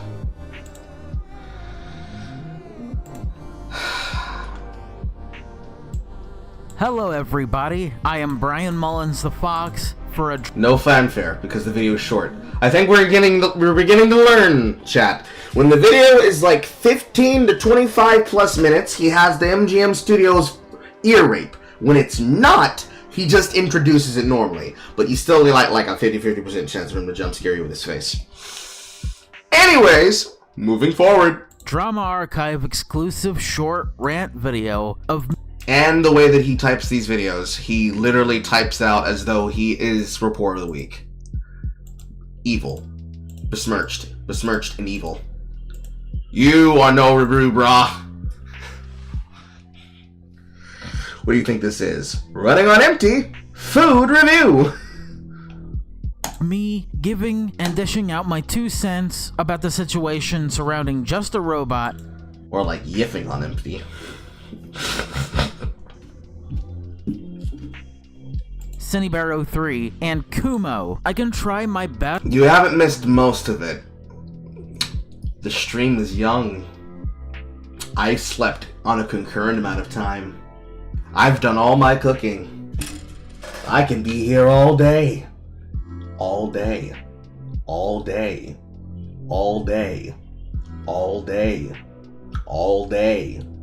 All day. All day. Horror can only be here for 2 hours, but all day. All day. And horror's giving me a backlog of shit to look at. Remember, make sure that when you stuff the stocking, you stuff it twice. For her and for me.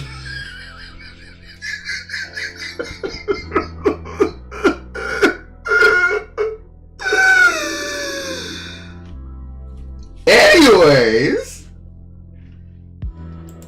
As to sum up the situation, Kumo and Just a Robot were knowingly simping for and defending Cinnabaro 3, despite the fact that she's a groomer, she's a predator, and she's been exposed as such, despite their piffy and piss-poor defenses of her, especially when it comes to the fact that when Kumo false DMCA'd both Melm and Flatley, he basically gave Lio Convoy a run for his money. And if by any stretch of the imagination, if Lio fucking Convoy gets some sort of redemption arc because of this, I will blame everything that happened squarely on Kumo and Just a Robot, given that Lio Convoy has distanced himself from Just a Robot. And a redemption arc also implies completion, which I will predict that because of this, eventually down the line, no one will give a shit about shitting on Lio Convoy anymore, and he'll gain back all the subscribers he's ever lost. Kumo made fucking excuses for her. See, we just gotta stop because I just heard a fucking lie. Did you just say that Lio Convoy will earn back his subs? The internet art community reported Daddy?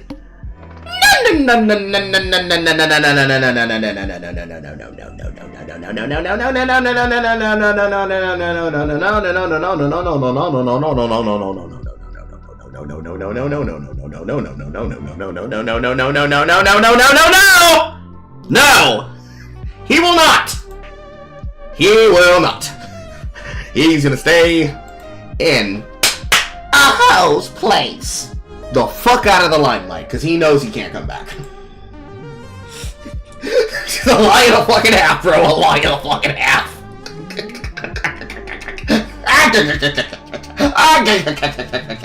What the fuck makes you think that Lio Convoy is ever going to be able to come back and show his face ever again? After he fucked up not once, not twice, not thrice, not thrice, but fried rice 5 fucking times in a row in a month. You can't recover from how badly he fucked up. He fucked up so fucking hard that it's impossible to miss. Forget the Carl connection. When Stardust is mugging your ass in a goddamn debate and demonstrates your inability to understand the scope of your problem, you have already begun to lose your goddamn mind. Because if you think she's gonna manhandle you, wait till I get my hands on one of these motherfuckers live on air. It's gonna be like a whole new Carl that you've never seen before. There's no world where Lio Convoy, Cinnabear, or even Jar is gonna be able to make a return. It's not possible. Because the sheer problem and the magnitude of the issue goes far beyond, oh, well, he had a bad outing and people will forget, and blah, blah, blah, blah, blah, and blah, blah, blah, blah, blah, blah, blah, blah. That's not even the beginning of the problem. Like, they already know that their name is Mud. So, they're not gonna come back, and they're not gonna do things publicly in this manner, unless they truly believe that people are forgotten. Because all that's gonna happen is the same shit that happened to Dark Viper AU. Coming up later, Dark Viper AU. Every time you decide to maul publicly about something that has to do with yourself, and you're one of these people, everyone's just gonna be like, oh, not you talking again. Everyone will become black. It's like, oh, you talking again? Oh, not you! Not Mr. Touching Kids! No! Not Mr. Threatening a Child! No! Not Mrs. I couldn't understand that I was grooming them! No! Not Mr. Trying to talk to a fucking groomer so he can try to get her in his own pocket to get in his pants! No! Funny. That's a funny joke. That's a funny joke, Brian. Brian. That's hilarious. Shame on you.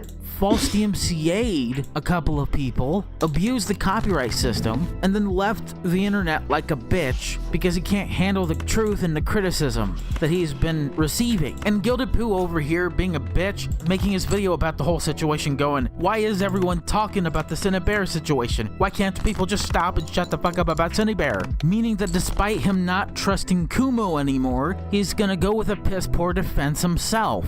How the fuck have you ever had the idea of simping for Kumo long before this? Meaning long before Kumo had to simp for and try to defend a predator. You shat on Sparky for this. I know that some retards on the internet are just gonna go with the whole gotcha saying, Kumo made a girl cut herself. And this is why I fucking hate the commentary community on YouTube, much less YouTube commentary in general as a whole. I am thankful that I have never had to simp for anyone who simped for and tried to defend a fucking predator. Vlad, as much as you no longer envy me, as long as you've slandered and besmirched me in my name, all I can say is, the only way you can really recover is get my dick out of your mouth. Get Kumo's dick. Big feels. Big feels. Big feels. These are bold words coming from a man that probably should not ever be stepping even 10 feet inside of a school zone. Out of your mouth. Stop fucking simping for anybody ever do to anything. Just stop. Just stop simping. You're cringe. You're fake. Holy fuck. The people who shat on me for having to defend Mongrel and Gregela-chan in two separate scenarios and times are the same ones who are gonna regret having ever respected Kumo and Just a Robot. Because guess what? Gregela and Rose, despite the fact that only one of them, Gregela, lied to me about Lio, they were victims of Lio's manipulation. And only Gilded Pooh can be such a fucking retard that he's gonna literally go with the same narrative Lio has against Mongrel and even Gregela, meaning that he's basically proven that there was a conflict of interest back in February of this year. And I fucking hope that there is a certain place in hell where Vlad can meet Lio there. Because Kumo did everything I've never done, ever, due to anything this year or any other. And I don't care what your response is going to be. All of this drama was really fake at the end of the day. And quite frankly, if Lio Convoy fucking gains all the subscribers he's lost this year because of shitheads like you, I hope he deserves a comeback. Again, where are you getting the information to prognosticate this change? I am begging to fucking know. There is no world. And a bit of a recovery and stop doing this fake predator hunting shit. Because as much as I hate Lio Convoy for what he's done to me, I can at least have some inkling of respect if he goes the route I think he's going. Because as much as he hates child predators, I do. Regardless if they're online or IRL. Everyone can share the same sentiment, but we share different methods of how to deal with them or how to avoid dealing with them in the fucking first place. Never had to simp for Kaz Warfox, never had to simp for Kumo, never had to simp for Cinebear, none of that. So, those are my thoughts on the whole Kumo Cinebear situation. I don't want to ever see Kumo ever the fuck again. I don't want to see Cinebear ever the fuck again. I'm glad I never respected these pieces of shit. As much as I used to watch Just a Robot, I never thought he would ever go down to this shitty path. And that's the end of it. I'm Brian Mullins, the Fox, signing out. See you next time. Kappa. Kappa. Kappa, Kappa. Hey man, they made you a coin. Is that your meme coin?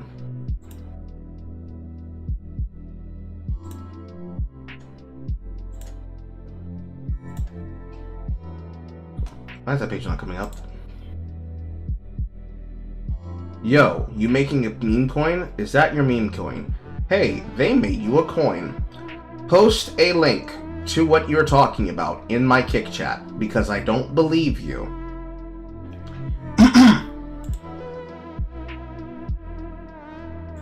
Probably one of the less painful. More funny than painful chat. But hey, the day is young. If you can't take me out of context anymore, just flag it down. Hey, Brian Mullins, the Fox, it looks like the truth about child predators and how to actually get rid of them, long-form commentary, exclamation point. Didn't follow community guidelines. To help keep our community safe, we removed it from YouTube. Ryan, that's not the sign that comes from somebody tagging a video and reporting it down. That looks like YouTube themselves flagged your video and pulled it down. But hey! Let's pull it from the drama archive. Clearly there must be something going on about there. Truthfully.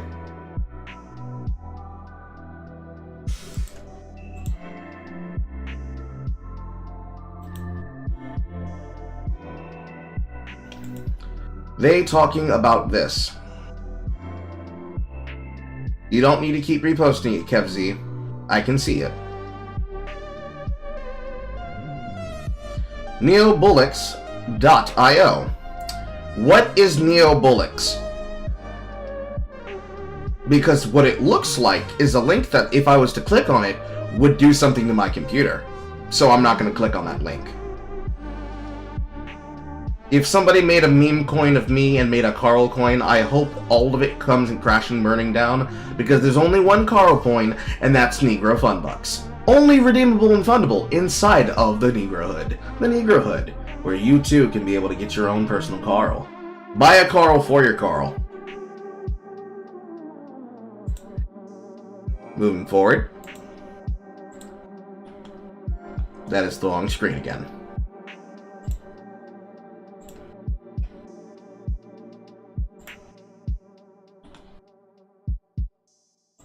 Hi everybody, I am Brian Mullins the Fox for a Drama Archive exclusive rant, and well, YouTube just recently did something so fucking stupid, and I really wish I don't want to fucking like blow up in anger, but I'm so fucking pissed at what YouTube did. And you know what this means when it comes to what happened to my main channel, even though I've only gotten a warning and not a community guideline strike, is that the people who mass flagged it could not be able to take it out of context anymore, so as a last resort they have to fucking flag it down. That's why I'm so pissed. That's why I'm seething. That's why I'm coping, because I'm sick and tired of having to go through the last fucking 3 months or so, almost 4 of them, of people taking me out of context, falsely calling me a pedophile with no evidence and no truth behind it, and they— Brian, you know there's evidence, you know that's proof. It's the videos in question that you're posting, you fucking mongoloid. You cannot say that you do not understand where you're coming from. You can say that they're lying about you, but the fact of the matter is you posted the shit, you published it! As Gilded Pooh's video response to you clearly showed. What is that fox? This fox is a harbinger of all your brain cells, Kempsey. He will actively say head-ass shit, like what he will say next if you continue to listen and watch for the stream, and will actively demonstrate the reason why people hate furries. Now me, personally, I ain't got a problem with furries. I've got a problem with Brian Mullins the Fox, because he's the type of furry that gives all furries a bad name. You want to be suspiciously wealthy and literally fund your favorite content creator? Then by all means fund your favorite content creator, but do not fucking go out on the internet and say, what are you guys judging this? All they did was wear a shit-filled diaper and throw it out a fucking car in front of the goddamn Marriott Hotel. You don't need to know what goes on inside a fur forest. And then, when people hear about what you do, then say, what? You can't judge us. You don't live my life. You only know my name. You don't know my story. Bitch, I know your name, your story, and if you give Kiwi Farms long enough, I'll know your whole social security number. What the fuck? You can't do these things. You cannot say these things. When you say these things, when you say these things, and you say stupid head-ass shit, and you make these stupid head-ass choices, much like Brian will learn, if the right kinds of people come across him, because in his case, he's saying stupid shit, and we know he'll never be a real danger to the public, versus somebody like Dansburst Studios, Mr. Foxy Mare himself, supposedly breeding all the stallions in the stable. All the foals, too. For somebody like good old Tim Tim, he is an actual danger to society, because what he does in private that he hopes you don't discover, he'll say other people are doing. And he could have avoided everything that happened to him if he had stayed his dumb little ass off the fucking farms trying to protect foster you. And because he went on the farms to try and just elicit to them, because clearly they'll understand my way if I just tell them the joys of the predilection of punani from children that are primed and focused for just education from adults that feel secure talking to children when they lie to them about their age, because you see, they're just socializing with them. They're not breaking the nap. then it leads to him having his entire world come crashing down around him.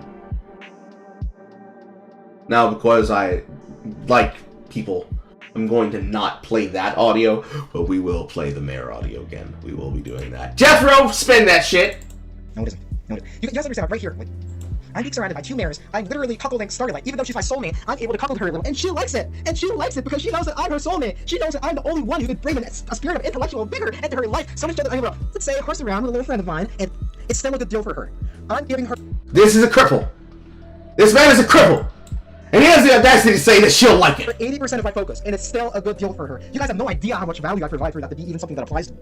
This man provides value. And truthfully, he is providing value. He's providing value to me. He's providing value to horror. He's providing value to Huey Farms. He's providing value to everybody that has covered his story. He's providing value to Foggy. He's providing value to Cope and Seed. He's providing value to Krista Nark. He's providing value to anyone and everyone that wants to make a video series, who wants to do a stream, or wants to do a breakdown about his crash and burn, and his removal and running from the internet. Lord have mercy, are you bringing value to us? Focus, Carl. You're bringing value to me. By all means, you're bringing value to all of us in our pocketbooks and in our hearts. But not to your goddamn selves. At the very least, Tim's the kind of person that we love to see crash and burn, because he deserves what comes to him. Because with an ego like that and a mouth like that, it was only bound to happen sooner or later. But you see, Brian Mullins the Fox is the kind of representative of the same kind of pseudo-intellectual that Tim considers himself to be. But unlike Dansverse Studios, the only way that you will hear and see about it is to stumble across the shit or somebody to inoculate you to him by presenting their shit. And Lord, we know that horror loves us because that's what she did to us. Multiple times. She's cackling her ass off right now. Which means that I'm the one providing the value, means she's milking me! But it's okay. Because I do it for you. Anyways, moving forward. And we're going to rewind a couple of seconds so we can make sure we caught up to where we were. Click, click, click. You know what this means when it comes to what happens on my main channel, even though I've only gotten a warning and not a community guideline strike. Also, I find that interesting. We had about 30 or so people who were viewers and watchers randomly on Kick that were spamming in my chat that they made a meme coin of me, and suddenly when I say I'm not clicking on that link, they suddenly disappear. Interesting. That the people who mass flagged it could not be able to take it out of context anymore, so as a last resort they have to fucking flag it down. That's why I'm so pissed. I'm pretty sure it was not taken down by other people. I'm pretty sure it was taken down by a YouTube bot. That's why I'm seething, that's why I'm coping, because I'm sick and tired of having to go through the last fucking 3 months or so, almost 4 of them, of people taking me out of context, falsely calling me a pedophile with no evidence and no truth behind it, and they have the gall, they have the audacity to flag this video for supposed child abuse. Who the fuck? Considering the video that it was, you actively gave advice about how to create child porn material, saying that it's the way to correct and fix society permanently. You published these things. You started up OBS and recorded yourself. You said the shit on a fucking recorded electromagnetic digital record, and you put it out on the internet for everybody to fucking see. And you're mad that you're being interpreted incorrectly when everybody can stop, pause, rewind, and then fucking play what you said multiple times in front of the live studio audience? It's everybody else's fault, not yours? That sounds like a lack of accountability. That's so much bullshit, you're making my camera go out of focus. Focus, Carl. I have to snatch it back out of focus. That's how much bullshit you're saying right now, Brian. Brian! Fuck do you think you are for flagging it as child abuse? The platform doesn't even give a fuck about pedophiles on their goddamn platform, and yet you people do a... They do if you tell them that they're there and you make it obvious that they can't get away from them. I mean... a little quibble, you know what I'm saying? But, they don't even care about pedophiles on their platform, ... Therefore, I should be able to tell people that you should have sex with your kids. They don't care about pedophiles on their platform, so therefore, I should be allowed to say that the deep state is in control of sexual child trafficking and sexual exploitation trafficking for the purposes of creating both child porn and also snuff films. I mean, honestly, yes, you can be allowed to say these things, but you're not allowed to say these things and not get what comes with people responding to you. Say things on a global platform, FURRIES, and people will respond to you on a global platform. You throw a tomato, we throw 100 tomatoes because we heard you throwing a tomato. You don't want tomatoes, FURRIES, then stop throwing tomatoes. Digital tomatoes. Mental tomatoes. Massive disservice to me because what? I hurt your precious fucking feelings because I told you the truth? You can't. I am pretty sure of all the things that you've told us, you've never told us the truth. You've said truths, but you never told us the truth. Handle the truth. You can't take me out of context anymore, and you have to flag You can't handle the truth. I told you how to deal with the kids, and you can't handle it. my fucking shit down, and yet the same fucking platform lets pedophiles get away with worse, even actual child abuse. And what do you people fucking do? Fucking nothing, because you can't do anything because you're all part of the fucking problem. And I get fucking furious when all I have to see is that shit getting flagged down. But luckily, my secondary channel should not be faced with the same fucking problem because you mass flaggots can't handle the truth anymore. And apparently Mass flaggots. Sir, that sounds suspiciously like a slur. You better stay in your place. You better stay in your place.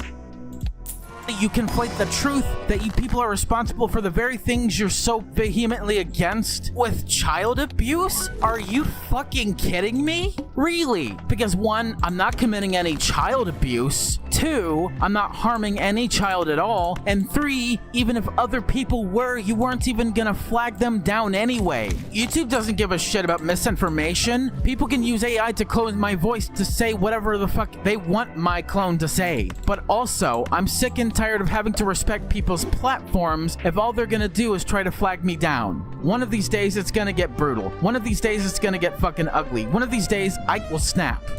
One of these days, it's gonna get sticky! It's gonna get furry! It's gonna be furry! He's gonna get your ass alive! He's gonna get your ass alive!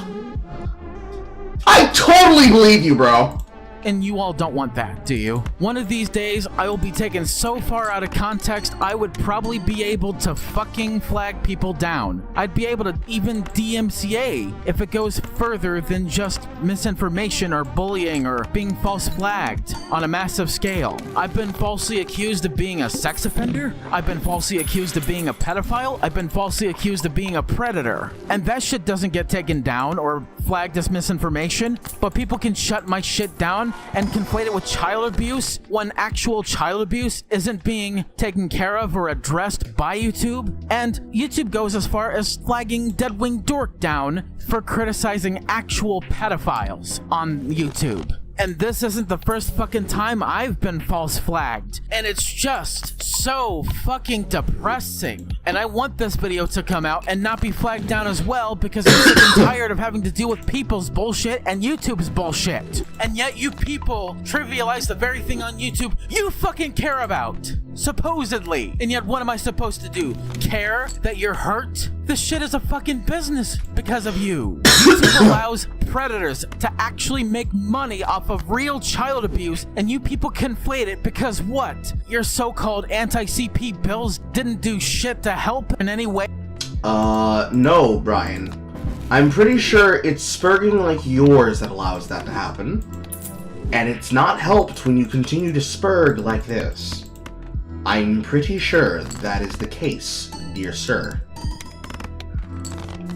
way at all, and you can't handle that fact, so you have to deplatform your so-called enemies? I'm fucking sick and tired of it. I feel so much better for venting that off, because if I didn't vent that off in any way, shape, or form almost immediately, I would have cried. I would have actually cried tears, because all that hard work that paid off in the end would have been censored anyway, and I wouldn't... It wouldn't even matter. I give so hard. Even have a chance to say anything about it. If the secondary mirror is also censored, tough shit. You're gonna only watch it on BitChute or Rumble or wherever you may find it, even on Odyssey, but just not on YouTube anymore. I'm Brian Mullins the Fox, signing out for a Drama Archive exclusive rant. Sorry about that, guys. I just needed to get that off my chest. Oh, don't worry about it, Slime, because all that really means is that we're winning! We are winning. We are winning. Yes, sir. It feels good to hear that, Mauled. Yes, sir. Maybe to stop having bad takes. I'm not saying that it's good that you're being censored, but I am saying that it's very obvious you're being censored. Crazy, crazy, crazy, crazy, crazy, crazy, crazy, crazy, crazy, crazy, crazy, crazy, crazy, crazy, crazy.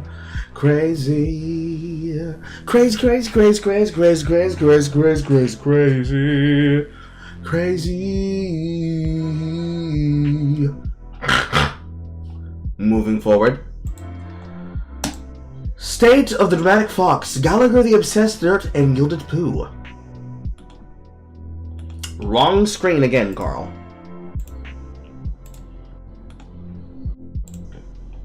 Hi everybody, I am Brian Mullins the Fox, here for the third episode of State of the Dramatic Fox. This one's going to be a miscellaneous one here, so brace for impact and bear with me. Before I rant about the drama, I'm just gonna give you some minor updates. Only 2 of them. Seems like Gilded Pooh just mostly ignores me except for the time I was talking about the election, assuming that I don't know anything about politics and how the election works, going, breaking! Brian Mullins the Fox concedes the election. Despite the fact that I'm not running as president, despite the fact that he considered you to be a leftist that wouldn't be capable of accepting that Donald Trump won. You admitted as much in your own video when you discussed it in the way in which you did. Please don't seethe. Well, who cares? I already accepted that Trump won. You don't have to do that. And 2, what I find mostly irritating but yet satisfying is Gallagher and his dead-ass channel. His channel never really surpassed the 275 subscriber threshold, and it's pretty funny how a small-ass channel who hasn't even hit 300 subs was talking shit about my success, channel growth, and even went as far, in the past of course, to concoct a conspiracy theory that I'm botting all of my subs in my main channel and all the other channels I have, and others who went with him are also part of the problem of the stupid fucking speculation. No, I'm not botting any subscribers. These are real people. How would I be botting if my channels aren't constantly stagnant? They're not. These are real, genuine people who love my content, who subscribe to me to watch said content. Love your content. Love your content. That word's doing a lot of heavy lifting, bro. Man, it just seems like my main channel's dying, but my comedy archive is still thriving, and that part's hilarious, I know. And all of this is basically because the death of the reversed content format in late 2021 was the reason my main channel's dying now, despite all the views I'm getting from my most popular videos, commentary/rant videos, long-form commentary videos, response videos, compilations, etc., etc. That's also why the comedy archive grew this fast to this extent, and even then some in the future. By April 18th of next year in 2025, I will document the sub count, the total view count, and compare it to 1 year before that, just so I can hone in on the attention my channel has gotten because of reversed content's great comeback of 2024. Now, going back to talking about Gallagher's dying-ass channel and his schizo short posts. All he does now, instead of making long videos as he promised, and even some classic memes on videos, like he was promising for months, he's so fucking hell-bent on his shorts tab on his channel, just making shit memes dunking on me in my every word, and completely does not debunk the roast game at all. He doesn't even make any further attempts after I debunked his shit chapter in a shit video called The Furry Christian that usually gets somewhere around 500-ish views for some of them. He hasn't been making that many of them, and I'm starting to sense a trend here that's a bit concerning for me and everyone else who knows what Gallagher is up to. His channel went from 275 subscribers down to 272, failing on his every promise. More memes on videos, more long-form commentary videos about the next lolcow, and so on and so forth. And by the way, the term lolcow is in quotations because you can take the word lolcow with a huge grain of salt, given the fact that it's so constantly weaponized against people anyone disagrees with, and then they just milk content like that for the lulz from here on out until it all dries up. Ever since LFC 6, I've been gradually ignoring him more and more and more because I knew he wasn't gonna come back with anything better. He is so hell-bent and obsessed with me to the point where he's literally either breaking his promises or not following through with them, and all that shit should start dawning on you people as to why. Because he is very, very fucking salty about my response to him on my rant archive, showing how completely fucking retarded he is when it comes to death statistics and age demographics. And Ryan, I cannot begin to tell you how much I fucking don't care. However, please get to your point. all that shit doesn't matter to him. Oh no, not only that, there's also someone else, some complete nobody that was begging for my attention for months and months on end. Attention whoring to hell and back is some loser named Snarkfeld, who was practically shitting on me from the very start. And when I say from the very start, it was around February, after the whole me versus Gallagher debacle on a website that used to exist known as Medicare Forums. It's funny that website doesn't exist anymore, and I'm seemingly the only person who documented this debacle even happening at all. I've been so successful at recovering from Gilded Pooh's bullshit-ass assassination attempt at my character to sum his dogshit video response up not giving your babies or those who still wear diapers reusable ones as child abuse, even though disposable diapers are a lot better than reusable diapers. And I have a sneaking suspicion that Gilded Pooh, through extension of using shitty reusable diapers to where they're shitting all over the floor, walking in their own shit and piss, getting rashes, potentially sometimes infections, alongside with teaching them how to cuss and call themselves retards, I can safely say without making a bold statement that Gilded Pooh is a child abuser, and he also brought his children onto the internet and automatically made them a target by doing so. Again, citation fucking easy, bro. Vlad, if I ever have kids in the future, if I have a wife, I will never bring them up, I will never talk about them on the internet, I will never make them automatic targets for people like Lyle Convoy to go after, to make a shitty point against you, and I will never, ever, for the sake of argument, take your advice seriously.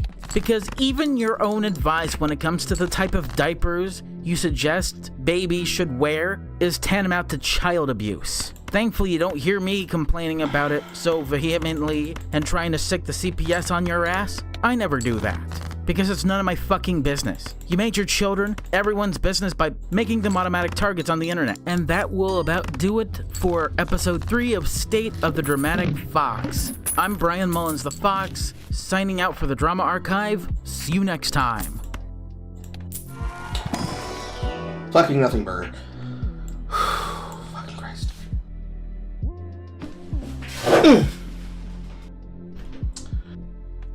Two cards. They're beginning to become stinkers. Just by nature of them just not having anything good. However, I imagine this one should be something fucking interesting. Ryan Mullins, the Fox, Drama Archive. My 2 cents on MVKVLT. Norvi, the Child Predator. I'm on the wrong one again. Fucking Christ. It's so easy to just get on the wrong one. Ah, fuck! My technique of recognizing it does not work the way I thought it would. I thought that because it was short, it wouldn't have a fucking fanfare, but I was wrong. I was wrong, chat. Chat, I was wrong. I was so wrong. I was so fucking wrong. Oh. Love to hate your content, maybe. Tolerate, associate with, maybe. True.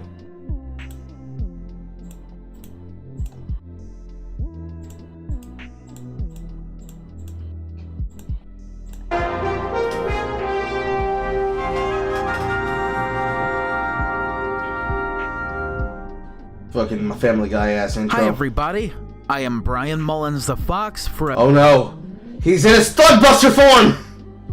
a Drama Archive exclusive rant sharing my 2 cents on the situation surrounding Nerth, aka Mr. Cult, or how it's spelled, MBKVLT.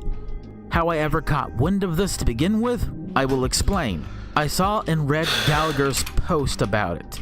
And basically to sum it up, and to also play you the sped up version of a call between Fox Azor and Nerth, the child predator, Nerth, at the time when he just turned 17, was talking to and basically sexting inappropriately a 12-year-old girl. That's not just not a teenager, that's a fucking prepubescent child. And yes, I still remember him back in late 2023 when he tried to school me on what pedophilia is as either a fetish or a paraphilia. And here he is, now admitting that what the victim, given their name will be anonymous, out of respect, posted on X was true and is true. This motherfucker has no leg to stand on when it comes to trying to school me on what pedophilia is as either a paraphilia or a fetish. Given what he has done in the past, and given that Nerth, aka Mr. Cult, is actually a child predator. And by the way, before I get to the sped up clip of the confrontation between Fox Azor and Mr. Cult,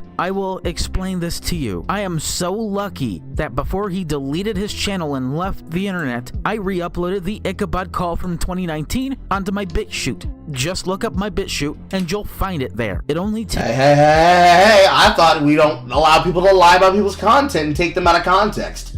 Wouldn't that be an example of you taking him out of his context, Brian? I'll allow it.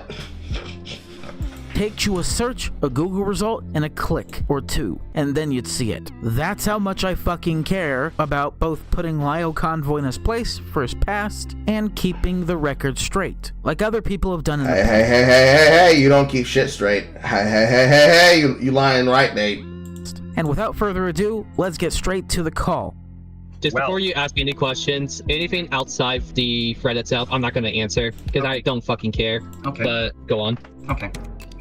Well, isn't this an interesting situation that you've found yourself in right now, Nerf? Mm-hmm. Isn't this really interesting? You know what you did. Right. You know what you did to me, right? Again, Fox, I'm not going to trust No, what not is asking outside. questions. I'm not asking questions yet. I'm Questions? honoring your request. I will ask questions, okay? Okay. I am Is it not relevant? asking you questions about what happened in the past. And to quote Cool Man, my, how the tables have turned.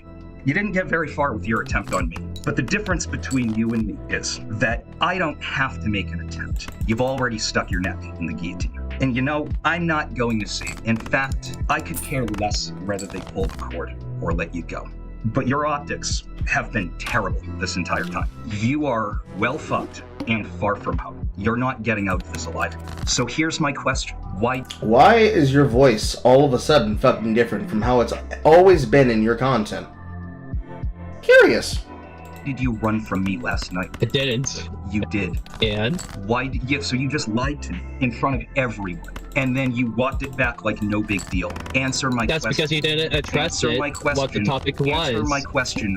Why you didn't address what the topic was. From me? That is a pathetic answer, given the screenshot that I have given. Shut up. What you were talking about. The screenshot that I have already sent everyone. If somebody has that screenshot, please post it in the chat right now. I would appreciate I'll post it right now for you, Fox. I'll post it right now for mine's you. better because it has the message that I sent after you blocked me. I have that with me too. I'll post it right now. Here you go. Do it. Oh, looks like someone already did. Uh-huh. Now what was that you just said? Betray me, I don't care anymore. Why did you run from me last night? Because it's not relevant to what you're discussing right now. Okay, no, it's perfectly relevant, and thank you very much for your time. May God have mercy on your soul. As this shit was coming out about Nerf, Foxazor then decided to do the only due diligence he needed to, and spread the message around to people like Gallagher. Hence how I was able to find this out on my own. It wasn't just Gallagher that found out, it was everyone else. And boy howdy, it is a good day when that one person who shit talk you about separating objective fetishes from the subjective ones has been outed as a sexual predator towards a child. And to put it bluntly, I'm glad this all came out. I'm glad that I am now vindicated through and through. And That's great, you feel vindicated. So when everybody says the same thing about you, we better not hear no bitch from you, right? I'm getting nothing here. before I sign out, here's a message to Mr. Cult. If by any stretch of the imagination you have the audacity to try to come back to the internet, I will find you. I will find your new nickname and I will bully you. Alright. I will find you. I will stalk you. And I will mock you. From the mouth of Brian Mullins, the fox, he believes he's scary. Real shit. Real shit. Right? I hate bullying, but sometimes it's necessary to keep predators away from the internet. I'm Brian Mullins the Fox, signing out. See you next time. So he understands the reason why people don't like him. He just believes that he's haggling over what people consider to be cringe enough. This makes me hate you even more, Brian. Makes me hate you even fucking more. Because it means you understand the fucking problem. And it's fucking hilarious. Because yes, the fact that he has a BitChute is hilarious, considering the only people who are still using BitChute is JPosters, QAnon types, and Sticks. We all tried to use it, and unfortunately, the problem is that we don't want to have to upload an entire archive and backlog of our content. When they said, we will give you the ability to sync it, and it will automatically post over, we were like, okay, cool, and then the shit broke, and it never fixed itself, and they never tried to fix it. So, like, sad, but true. Sad, but true. It's one of the things that I don't like about alternative media. They want you to jump in on them, but they don't make it clear how you're able to make things work, and then the only people that they're giving deals to or talking to is big figures, and those big figures are anywhere between Sticks or Destiny. I gotta tell you, what, few percent well, technically not even that. They could also be fucking Jean-Francois Garipi. Fucking killing his wife in the forest and then her never coming back and nobody being able to get answers out of him. If it's like man who potentially might have left his wife and abandoned her in another country versus man who will literally suck your dick, I think I'm good. I think I'm super good. It's like trying to watch a platform like Storyflower from McJuggernugs come and go, where it's like, hey, this is a platform for content creators made by content creators. No, the fuck it's not. Because every single person whose content was being reposted and actually being shared, in terms of the content that they were uploading, was all of the same drama content creators and drama YouTubers. All of the same ones. Because, of course, hand in hand, handshake. Capicola, as serious as one can say. Anywho, now we get to the point where I have to start making choices. Let's go through the old political channel first. I'm on the wrong fucking window again.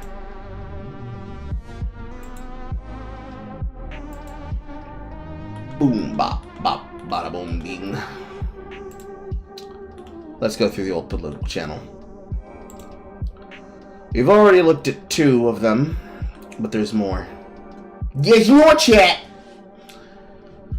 Bernie Sanders sucks, an old 2020 rant that he uploaded 7 days ago. Trump deserved a comeback of 2024 post-election. The first Trump impeachment scam from 2020 is over. Kamala Harris lost, Donald Trump won, and my thoughts on 2025 rant. Well, we've already listened to the post-apocalyptica. We might as well listen to the night of apocalyptica. Actually, no. Let's go in order. There are several here. Jesus Christ. 1, 2, 3, 4, 5, 6. There are 6 videos here. My thoughts and opinions on 2024 presidential debate, my official election prediction, and 3 alternative predictions, a very short rant about the mid-2024 vice presidential debate, what if Donald Trump dies a day or so after the election, my last unscripted rant, and Kamala Harris lost. Let's go. Hi everybody, I am Brian Mullins the Fox. I'm going to rant about the 2024 presidential debate that occurred on the night of September 10th, 2024 between Kamala Harris and Donald Trump. I'm going to sum it up nicely, but not point by point. Trump always got the last word, which is why I think the debate was kind of biased. And even with that bias, it wasn't enough for Trump to stop Kamala from brutally mauling him. Kamala Harris really kicked some serious ass out of him. Well, we can clearly see that this is the version of events that came through to his mind when he believed that Trump was losing. Of course. Go. Trump was most times incoherent and incohesive, always brought back up immigrants and immigration, went as far as to claim that in Springfield, Ohio, a place I've been to multiple times during the time I was moving out of that apartment to go to a campsite and a Fazoli's once or twice, migrants and immigrants were just taking any pet cat or dog they can find from any pet owner and just killing them and gobbling them up. Not only does Trump... No, Hey, Mr. fucking Christmas Butts Theory. Is that so preposterous to believe? Hold on now. Wait a minute. Wait a fucking minute, Mr. Postman. You don't need to say that. Okay? Alright. What? Not provide one lick of evidence, no pun intended. It sounds like one of those claims that you making a claim like that shows how absolutely out of rebuttals you are. I believe his specific claim is outright false, beyond any shadow of a doubt. I'm not denying that there's a migration problem, in quotations. I don't have to. In quotations? Not as outright, but in quotations. Are you sure about that? To acknowledge that Trump's claim is a bit exaggerated and most times fake. I'm not amongst the listen and believe crowd. Like I said in the previous video I posted on my rant archive yesterday, as of me recording this. I'll get to the context of that claim by reading an article according to the Columbus Dispatch. Harris completely stunned and triggered the fuck out of Trump, numerous times with gotchas I never expected from her, like that time she mentioned Trump's 6th bankruptcy, and others. If anything, I believe Harris won that debate. Trump didn't stand a chance against her. A lot of polls say that Harris beat Trump in this debate. I agree with them. The irony of this debate is that Trump's performance is literally the inverse of Biden's performance back on June 27th. What are the Republicans gonna do now, unlike the Democrats? Are they gonna replace Trump? Hell fucking no, it's too fucking late. They're fucked. It's not gonna work out for them. And a lot of MAGA hats complain about this debate being biased in Kamala's favor. But you gotta see, it's kind of the other way around. Outside of this, of course political debates like this are going to be biased. What the fuck did you Trumpies expect? Okay, now I'll read the article I touched upon earlier in this video. From Chad Murphy of the Columbus Dispatch, this article is called "The Truth About Springfield, Ohio. Are Immigrants Eating Pet Dogs and Cats as Trump Says? What to Know." Here are the key points. Donald Trump claims Springfield, Ohio, migrants are eating pets. Local officials say it's not true. Here's what Springfield officials say. The person who recently killed and ate a cat was not from Springfield, but a woman from Canton, Ohio. who was first arrested there in 2011, but not for the case I just mentioned. That case was very recent. A photo of a man carrying a goose down the street, purported to be a Haitian immigrant from Springfield on social media, was taken in Columbus, Ohio, not Springfield, and is also not a Haitian migrant or immigrant. It's just one of those black potheads I rarely see there. Springfield, Ohio officials: no credible reports of crime by Haitian migrants, no cats or dogs have been harmed as pets. Springfield, an industrial town of about 58,000 just northeast of Dayton, has seen its Haitian population swell from 15,000 to 20,000 in recent years. According to a previous Cincinnati Enquirer article, city manager Brian Heck wrote to U.S. Senator Sherrod Brown and Tim Scott asking for support to ease a significant housing crisis in the city. And to be truthful, it's a housing issue. It's something to do with the infrastructure being dog shit there. It's something to do with a lack of housing. So, what do you think would cause a lack of housing, Brian from the past? What do you think is the cause for that? Are you gonna say it? Please tell me that you say it. Now remember, in context, this is a video from the past. We're watching his evolution from where we got from day one, well, rather from where he comes from to where he ended up from where we were watching last night. For both people who are disabled and Haitian immigrants alike. The next section, video of Ohio woman accused of eating cat, is from Canton, Ohio, not Springfield. Likewise, video posted on YouTube by the fake news network that is titled "Haitian Woman Eats Neighbor's Cat in Springfield," falsely claims to show police officers confronting a Haitian woman in Springfield about eating a cat, the Canton Repository reports. However, what the video actually shows is police department body cam footage of Canton officers at the scene of the August 16th, 2024 incident in Canton. It's part of an ongoing court case about a 27-year-old Canton resident accused of killing and eating a cat. Alexis Telia Farrell is charged with cruelty to companion animals, a 5th-degree felony. It is alleged she killed the cat by stomping on its head before eating it. She has entered a plea of not guilty by reason of insanity and is being held in jail in lieu of the $100,000 bond set against her.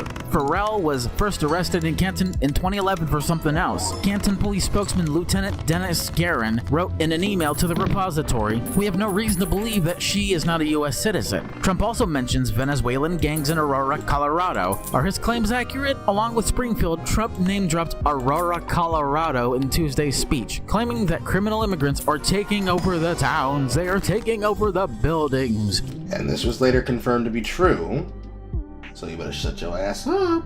Because you were wrong. Wrong. You were wrong. You were wrong.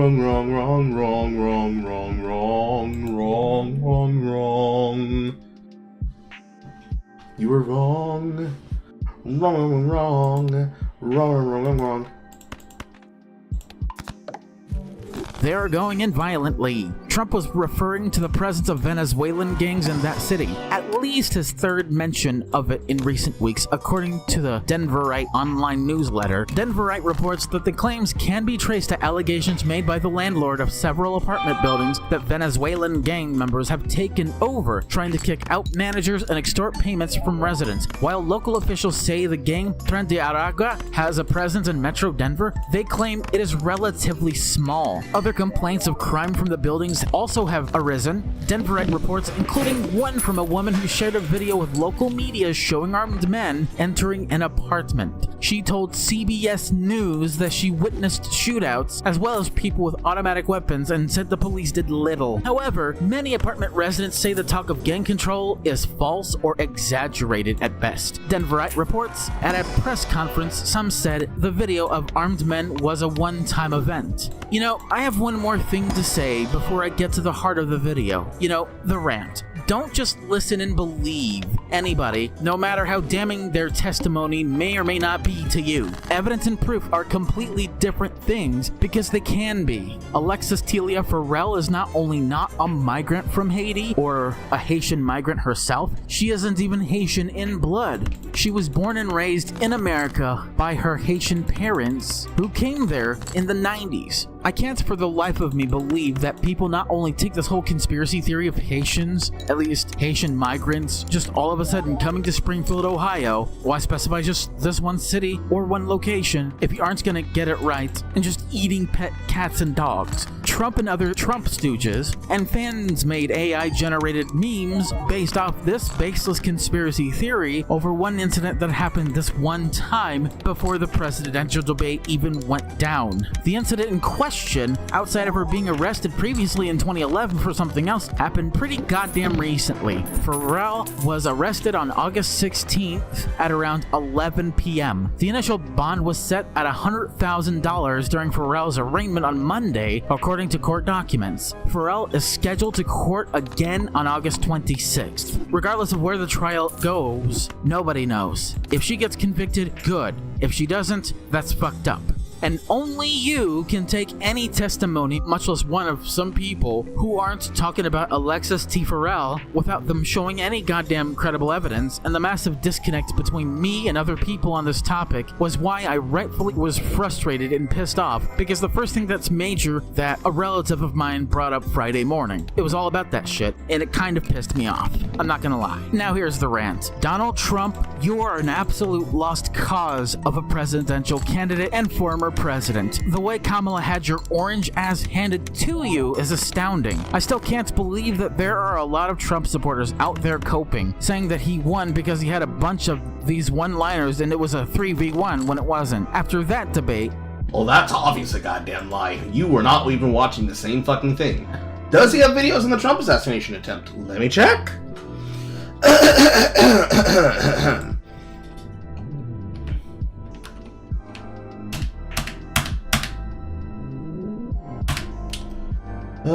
Joe Biden dropped out. JD Vance is in. Yes, he does! Bringing it up next! hello Continue. Trump and his legion of a bunch of misguided and delusional people who have their mindset and worldview perpetually stuck in 2016, and they refuse to accept that Trump lost the 2020 election to Joe Biden. They refuse to accept that Trump lost the debate against Kamala Harris, and if Kamala wins this election, they're gonna fucking deny that he lost again. So here's the question, Brian. Do you have an explanation for how or why that would be the case?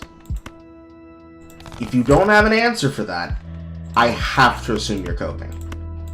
Like, I have to assume. Like, out of pocket, out of mind. Because there's no way that you're just gonna say shit, right? No, certainly not. No. Cope. It's not possible, right? It's not possible, not a problem. It's not a problem. I'm telling you, throw you down. Over the years, I've called out the cyber ninjas, Mike Lindell, Donald Trump, and other Trump fags and bots who can't keep his orange popsicle out of their mouths. I've absolutely made sure I was consistent enough with this channel, the old political channel, to archive videos I made previously and released on my main channel about my take on the whole Maricopa County audit, which was a complete sham, and the sham symposium, which was also a sham, but also a scam as well. But at least he has the ability to say that Maricopa County was obviously fucked.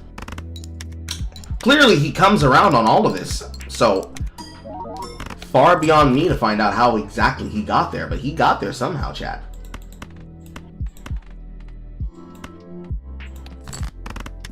Not only was there no evidence of widespread voter fraud, Biden actually got more legitimate votes and Trump got less. I know that a lot of you will not agree with me on any of these political takes, but I pretty much fucking made up my mind so you can't change it, alright? So don't even come at me with bullshit like exploiting an issue by completely exaggerating it and dehumanizing any pet owner from the area of fucking Springfield, Ohio. Because if you do that, fuck you, alright? You're not just a fucking cognito hazard to society, you're a real threat. And mark my motherfucking words, if and when January 6th, 2025 comes and security's around so there isn't another Jan 6th, and Kamala, if she does win, has the election results certified in her favor while Trump loses and his whole fucking sycophant base still copes, then I'm all for it. I'm a bit worried about that though, so If anything happens, I'll make a rant video about it in 2025, of course. But with all that being said, in short summary, Kamala beat the hell out of Trump in that debate. And Trump is so much of a pussy and a demented loon, just like Joe Biden, he's not going to accept another debate with her. Democrats win that. They deserved to take it as an opportunity to seek revenge. And unlike the Republicans, the Democrats were lucky enough to not have Biden as their nominee when he was too fucking old and decrepit to run for another 4 years. And with that all being said, I'm Brian Mullins the Fox signing out. See you next time. He's Brian. He's Brian Mullins the Fox. Now let's look at that. Let's look at that assassination attempt. Truthfully, you must be certain about your shit. My guess is that all this happened because Toth and Matthew Crooks didn't want Rubio to be Trump's running mate. This is what he puts inside of the description. Let's go. Everybody, I am Brian Mullins the Fox, and for an old political channel exclusive rant until it's put into a compilation and uploaded onto my rant archive. This rant will not be about debates. It'll not be about why I'm not voting for Biden or why I'm not voting for Trump. That will be in my 5th long-form commentary video about the election. But this rant is most importantly about what happened to Donald Trump during his rally in Butler, Pennsylvania on July 13th, 2024. Make no mistake, it was an assassination attempt, and I know the suspect's name. I just don't know the motive. And here we are already, long before the election takes place, a bunch of conspiracy theories run about. I'm not sure that he's a communist. I doubt that he is. In fact, I think that notion is false. What's also false is that it's the CIA who wants to shut Trump down and want Biden to win again. And other Republicans are already blaming Biden, and some of them are saying that Biden incited the violence. No, he didn't. Clearly he didn't, because I don't yet know the motives of the shooter, which ironically has the last name of Crooks. Thomas Matthew Crooks. And I first found out about the suspect's name in the morning after. Look, I don't have enough time to get into all the details as to how it happened, how the Secret Service pretty much prevented an assassination from happening, because either you're an assassin or you're not. And an attempt is not mutually exclusive from an assassination when you're the criminal or attempted assassin that's shot dead. This isn't about democracy anymore. Those talking points are old and stale as cardboard. It's not about democracy when your candidate doesn't always win. It's not about remaining civil and crushing all your enemies and quashing all your extremist enemies. It's about reassessing your country's situation and actually dig deep as to why there was an assassination attempt at all. I may think that it might have been a disgruntled Trump supporter at 20 years old that tried to kill Trump because he wasn't extreme enough, and it might have something to do with Trump teasing his vice presidential picks, being either Rubio, Burgum, or JD Vance, which I'll go into in the next rant video. And look, I'm not sure if you're entirely aware of this, but I'm pretty sure Biden has suspended all advertising because of this assassination attempt. And sure, an ex-disgruntled potential Trump supporter having tried to shoot Trump down is not yet off the table. It might come out that he was. Who knows? I don't. But it may not be a communist or a CIA agent just trying to shoot Trump down like what happened to John F. Kennedy in 1963. This is by far the craziest fucking election cycle I have ever witnessed in my entire life, and it isn't even over yet. Why the fuck are we in a country where shit like this is allowed to happen? Why? Now, I find it very interesting, Brian, how you went from the shit that you said before to saying what you said about her shellacking him on stage. I find that very curious, sir. Very curious. I find that very curious. Just saying. Just saying. Why? Just fucking why? We had January 6th, for fuck's sake, and we've always had negative campaigning in presidential campaigns for decades. And I'm pretty sure that the last time we ever had a damn near presidential assassination attempt was when Reagan was still president. Despite the fact that Trump is a piece of shit, weak-ass, bitch-made candidate, I would never wish a bullet on my worst fucking enemy, ever! And that's terrifying. If it really were a fucking communist trying to assassinate a presidential candidate, they would have targeted Biden, not Trump. What the fuck are the— Keep that in mind, chat. He's a weak bitch-ass candidate. Keep it in mind, keep it in mind, keep it in mind! These people thinking? Why are they going off such victimhood complexes over something that was pretty much prevented, but not in an adequately preventative enough way? Trump had his upper right ear and part of his cheek shredded by bullet shrapnel. And I pretty much doubt that this has any effect on who you're voting for and who will win in the 2024 election. And I won't get to the election prediction until October of this year. And that's if Biden stays alive and pretty much healthy enough to a certain extent. And that's if Trump's in prison at all. Who knows? Who the fuck cares? 'Cause I don't. I always doubted that Trump would go to prison, and I always doubted that Biden would go through another 4 years without dying. But that's besides the point. This is an unprecedented time where debates are becoming less common civilly, and political rallies are not immune from fucking assassination attempts like what happened to Trump in Butler, Pennsylvania. What if it happens to Biden? Who knows? Who cares? But fuck whoever did it. I hate Trump, but I don't hate him enough to try to kill him. That's just way too far for my caliber. I just don't know the full story, but if and when I get the full story in an unbiased lens, I will make another video about it and why. But until then, stay tuned for my video about who Trump will pick as his vice presidential candidate. I am Brian Mullins the Fox, signing out. See you then. Based. Kappa. Kappa Pride. So, he somehow has the opinion of, I hate the man, but I'm not crazy enough to try and kill the man. I don't care enough the man to do that. But he is more than happy to do the political football that everybody does.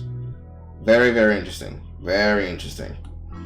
Hi, Next everybody. video. The official 2024 predictions and his 3 alternative predictions.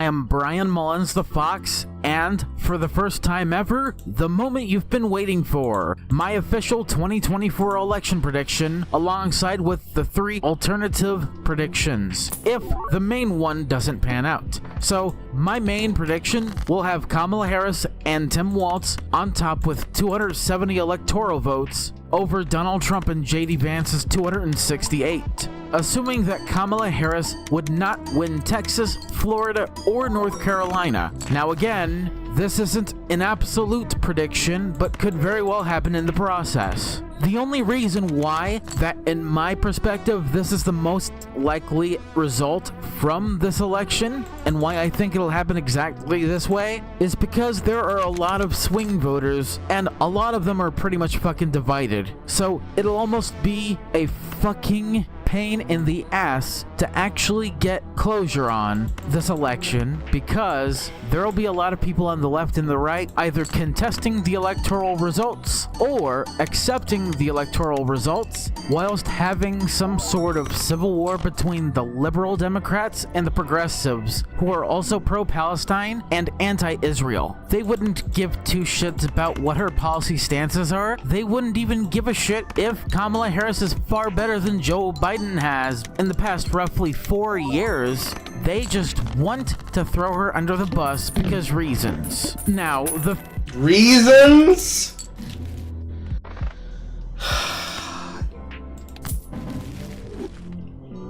They want to throw her under the bus because of reasons. They don't understand that it's her time. It's her turn. She deserves to have this position and spot.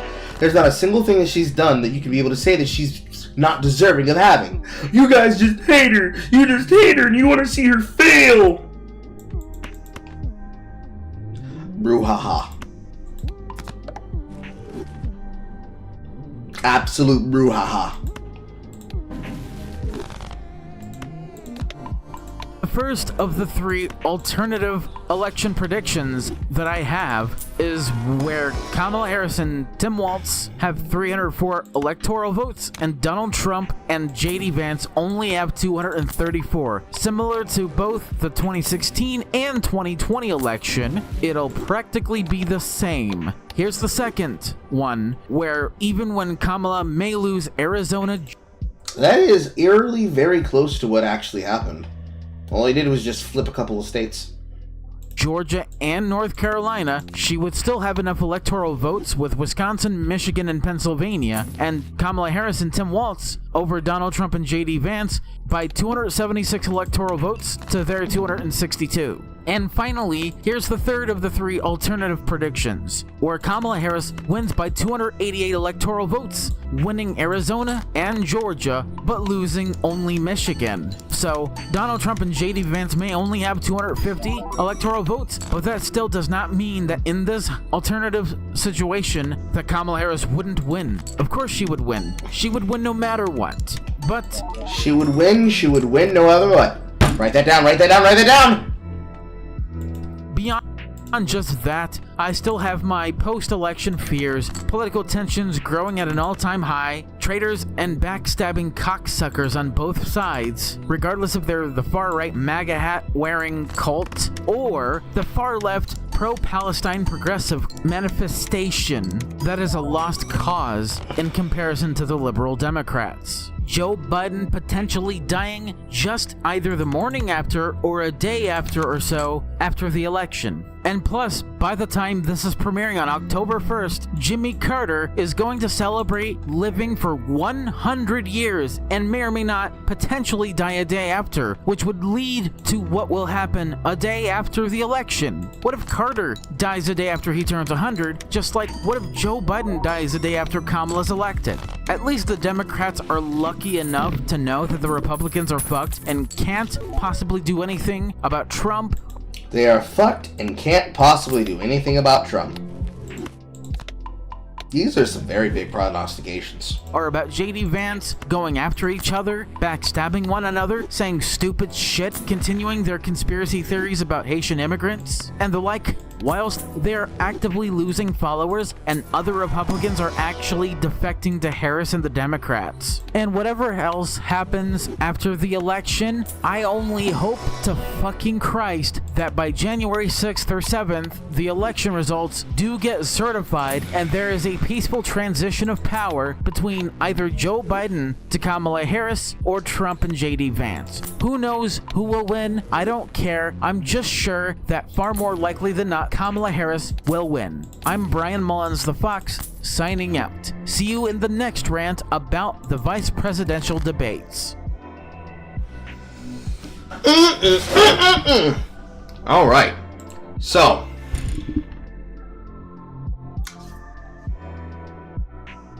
let's make some predictions. Do you think he will A, flip on his position and his opinion that he gave about Trump and Kamala when he gets to JD Vance and Walz? 2, is he going to start realizing as the walls close in on his opinion that, oh shit, I'm wrong again, and he'll become more stern and more lax? Or is he just gonna fully cope and seethe?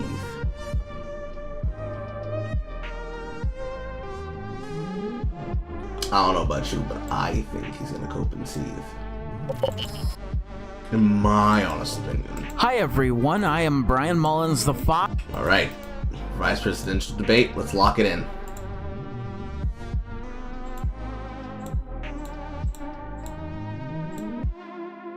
For an Old Politics channel exclusive unscripted rant video about the vice presidential debate. You know, I thought that the vice presidential debate was going to be divisive, heated, intense, but in the great scheme of things, it was mid. Now, I'm not going to really tell you who won because it doesn't really matter, and even if Tim Walz won or JD Vance won to some people, it may or may not just be insignificant when it comes to who's going to vote for who, why, what state, yada yada yada. Now, it was going to be like between 5 to 6 minutes long, but really, it's just the same old, and I'm not gonna venture out a guess that there may be another debate. Because if there aren't going to be any more debates than there were as of recently, that's pretty much the end of the presidential election debate season of 2024. We went from Biden completely fucking up any chances of him being reelected on June 27th. He then drops out. Kamala Harris steps in, completely BTFOs the fuck out of Donald Trump in the second Still thinks she won. Man alive. presidential debate, and then this one was just mid, and that's about it. And honestly, I think both candidates just did equally as fine as I expected them to. Excuse me, you think that Tim Walz did equally as fine against fucking JD Vance?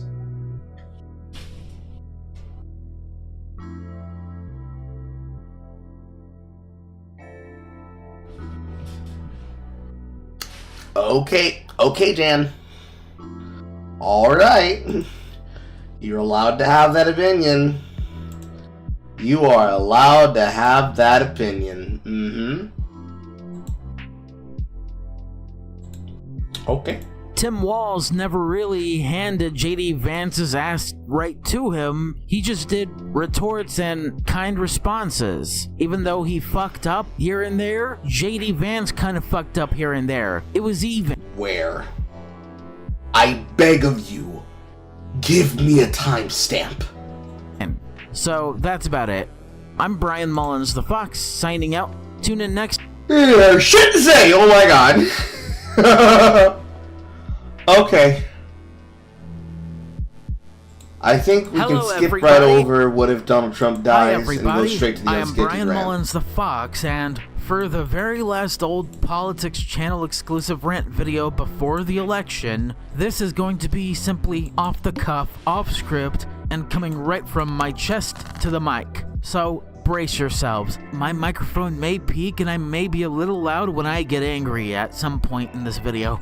So, if I'm not mistaken, we are almost a week away from the election, and that means I am basically going to have to convince you to vote. And I know it's gonna sound as if I'm partisan as fuck, but I don't give a shit anymore because RFK Jr. is a fucking traitor, Jill Stein's a fraud, and Chase Oliver is literally a political nobody. He's not gonna win a single state ever due to anything. Because when it comes to politics, logic is useless, internal consistency is useless to them, and being objective and honest is also useless in politics. And if it gets to the point where democracy is useless to only one fucking side that couldn't win or couldn't have their nominee be convincing enough to win, then by all means, fuck them. If they lose, I'll rub it in their fucking faces. I don't give a shit, because at this point, ladies and gentlemen, there is record voter turnout, even in battleground states like Georgia,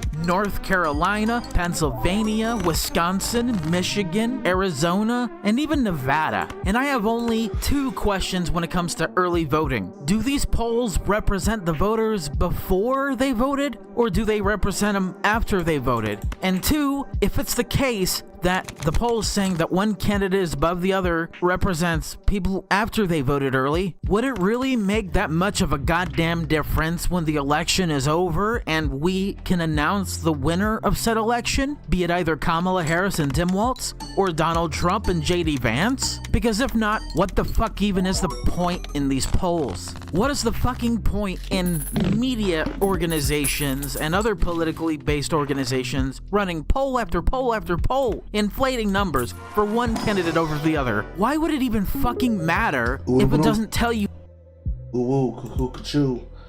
Thank you, Dave, for slipping in a whole $20. That is $20 more than Kira Chats has ever gotten in her life since that fucking thing. I don't even think she's on the internet anymore right now. Actually, no. I stand corrected. Apparently. No. That's the Kofi bot hitting twice. Okay. You fucking anything as to who's actually gonna win. I'll read that in a second.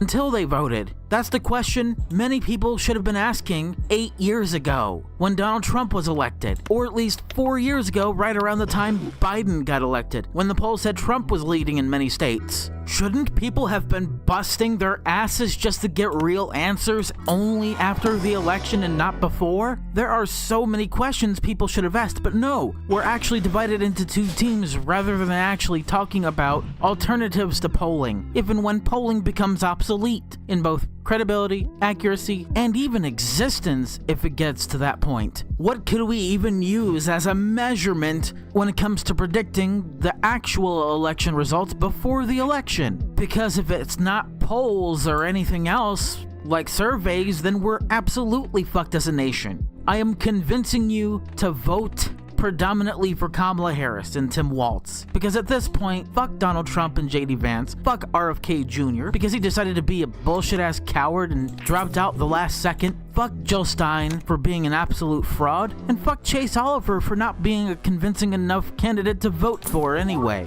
And if and when we do have the ability to conclusively announce a victor in this election, there's only gonna be one side bitching about voter fraud again, like they were 4 years ago when Trump lost to Biden. But even worse this time, because many Republican voters, some of them even far right, voted in politicians that would make it harder for us to have a smooth transition of power between Biden and the next candidate. And look, when I vote on November 5th, I don't want to ever be accused of committing voter fraud. I don't want anyone else I know to be accused of voter fraud, simply because I didn't or someone else didn't vote for the candidate they wanted you to vote for. If any of you who voted for Trump will bitch about the election being rigged, you are a lost cause as a fucking human being, and you shouldn't have even voted to fucking begin with if you really didn't have that much faith in it to begin with. Please, if you're going to commit voter fraud, fucking turn yourself in. I get it, it's a crime. I will never commit that crime. But at the same time, if you're gonna vote for Trump in this goddamn election, while at the same time pretend that you don't have any faith in democracy or the system we run as to the election process every 4 fucking years, then either you're a hypocrite or don't vote. Motherfuckers, have a good sense of fucking internal consistency if you're gonna bitch about your candidate not winning. Both sides need to have some ounce of fucking internal consistency to the point where we don't even have to see one side bitch about one loss over the other. That's why I call it the Clinton curse, because this shit's been happening for 8 fucking years. Almost a decade. And why do you think that is, Brian? Why do you think it's been happening to the point that you can call it the Clinton curse? What's been happening every single time they've been in office? Can you name it? Do you want to name it? Can you name it? Will you name it? I don't think you can name it, bro. They might plug you next. Do I live? Probably not.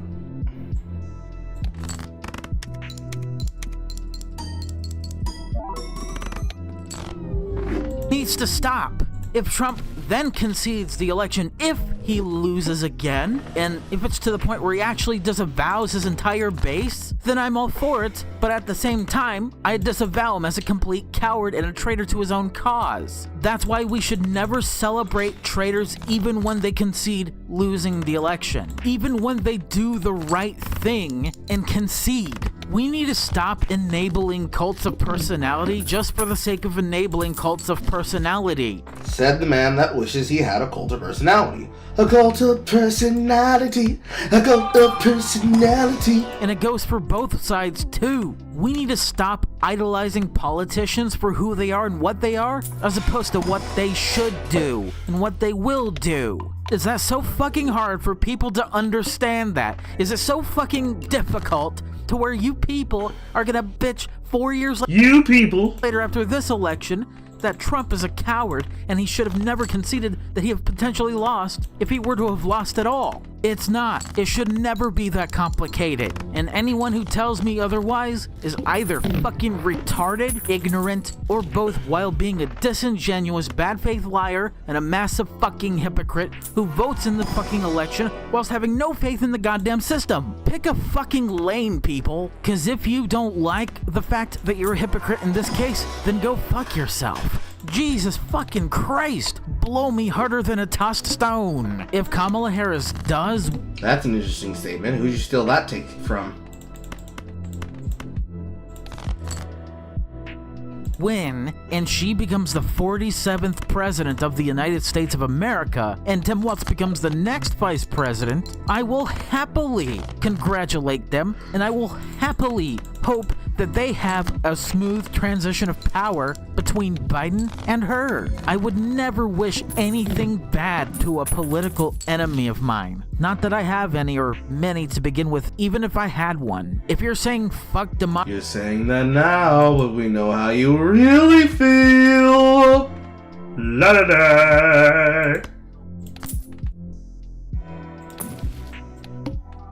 Democracy and you're a libertarian, and you would vote for a libertarian candidate, you're a hypocrite. Practice what you fucking preach, libertarians. And before I go, I'm going to have to tell you this, and I'm going to really try to calm myself down after this, because it is so important, yet it is so irritating to see. Just vote. Vote! And don't let any MAGA fucktard try to suppress your vote, accuse you of voter fraud, or try to discourage you from voting in the fucking first place. Alright? I'm Brian Mullins the Fox, signing out. See you after the election on this small old politics channel. Bye. Small old politics channel. Okay.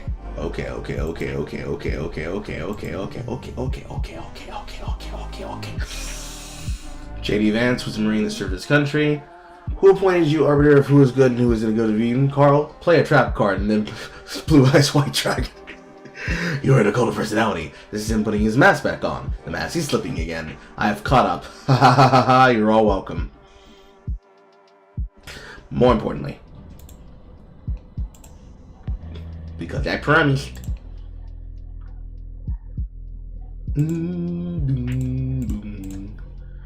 Bing, boom, bing, bing, bing.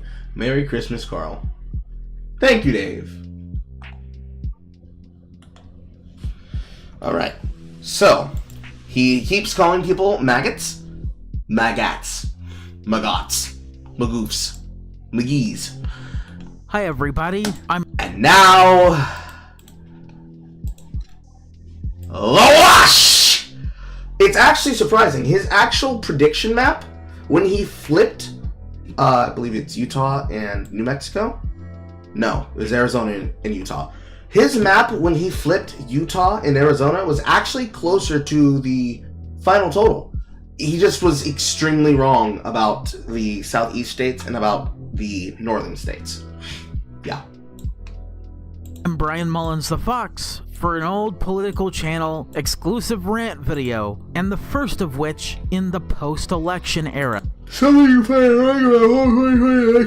because the acting that ends in 2016 for years, but most people in memory hold the last political cycle. They have to. If they were to talk about the actual truth of this matter, would I call it a landslide victory? Bro, this is a monumental victory that hadn't happened in years. Because not only did he sweep the Electoral College, he won the popular vote.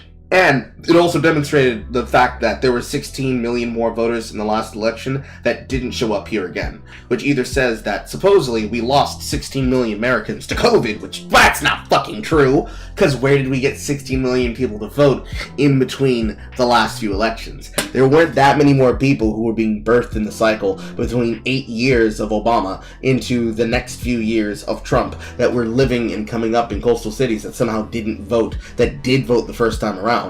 It was very clearly a shellacking and the proof that there was indeed fuckery around the 2020 election, to the point and degree of them falsifying an election in several places.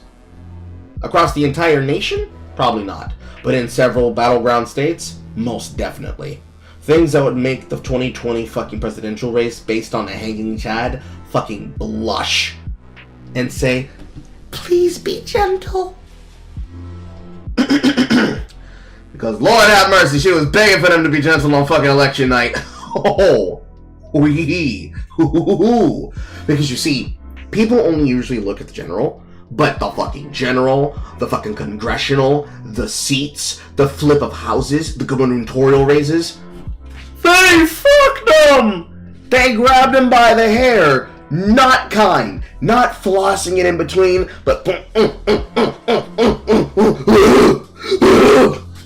it! That's what they did to him. Landslide's not the word I'd use to describe it. But it was indeed a landslide.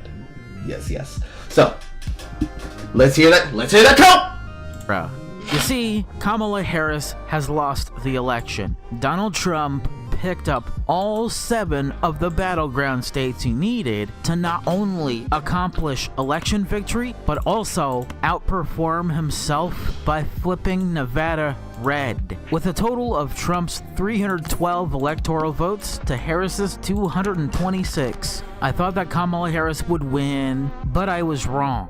Donald Trump will become the 47th president of the United States of America, and it would be the first time since Grover Cleveland that a president in the modern era would win 2 non-consecutive terms. Grover Cleveland was both the 22nd and 24th president of the United States, and in totality, Donald Trump will be the 45th and 47th president of the United States. And I'm excited for what's going to happen under his second and last tenure as president. And ironically, the first cabinet member he picked was for chief of staff, and he picked Susie Wiles, the first ever woman chosen by a president-elect to be the next chief of staff under any president's future cabinet, much less Trump's. I digress, but to sum it up briefly, his cabinet isn't complete, and I'll continue with the rant portion. My only hope is that Trump doesn't fuck it up like he did in 2020 when it comes to the economy and his response to the pandemic, alongside with the medias, like I complained about in that video back in 2021 that came out right after January 6th. My main gripe here is, even though a lot of Democrats and liberals are accepting that Trump won,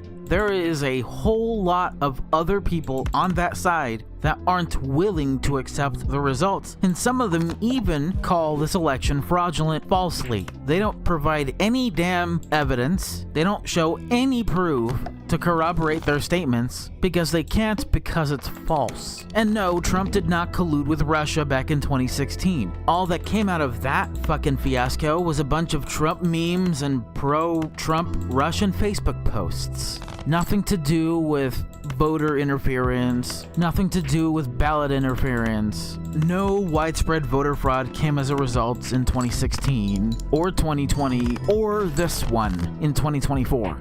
There never has been any proof of widespread voter fraud by either China or Russia, and there never will be. And you are not going to fucking convince me otherwise, people. Be you on the left or the fucking right. Because election denial happens on both sides now. And let me be real about Project 2025. It might nowhere near be as bad as many of the mainstream media, moguls, anchors, ex-users, lefty YouTubers, breadtubers have touted it to be. I'm not entirely sure what it's gonna do for us and the economy, but what I'm mainly going to be talking about is that this election was never about abortions. It was never about bodily autonomy. It was supposed to be good chemistry.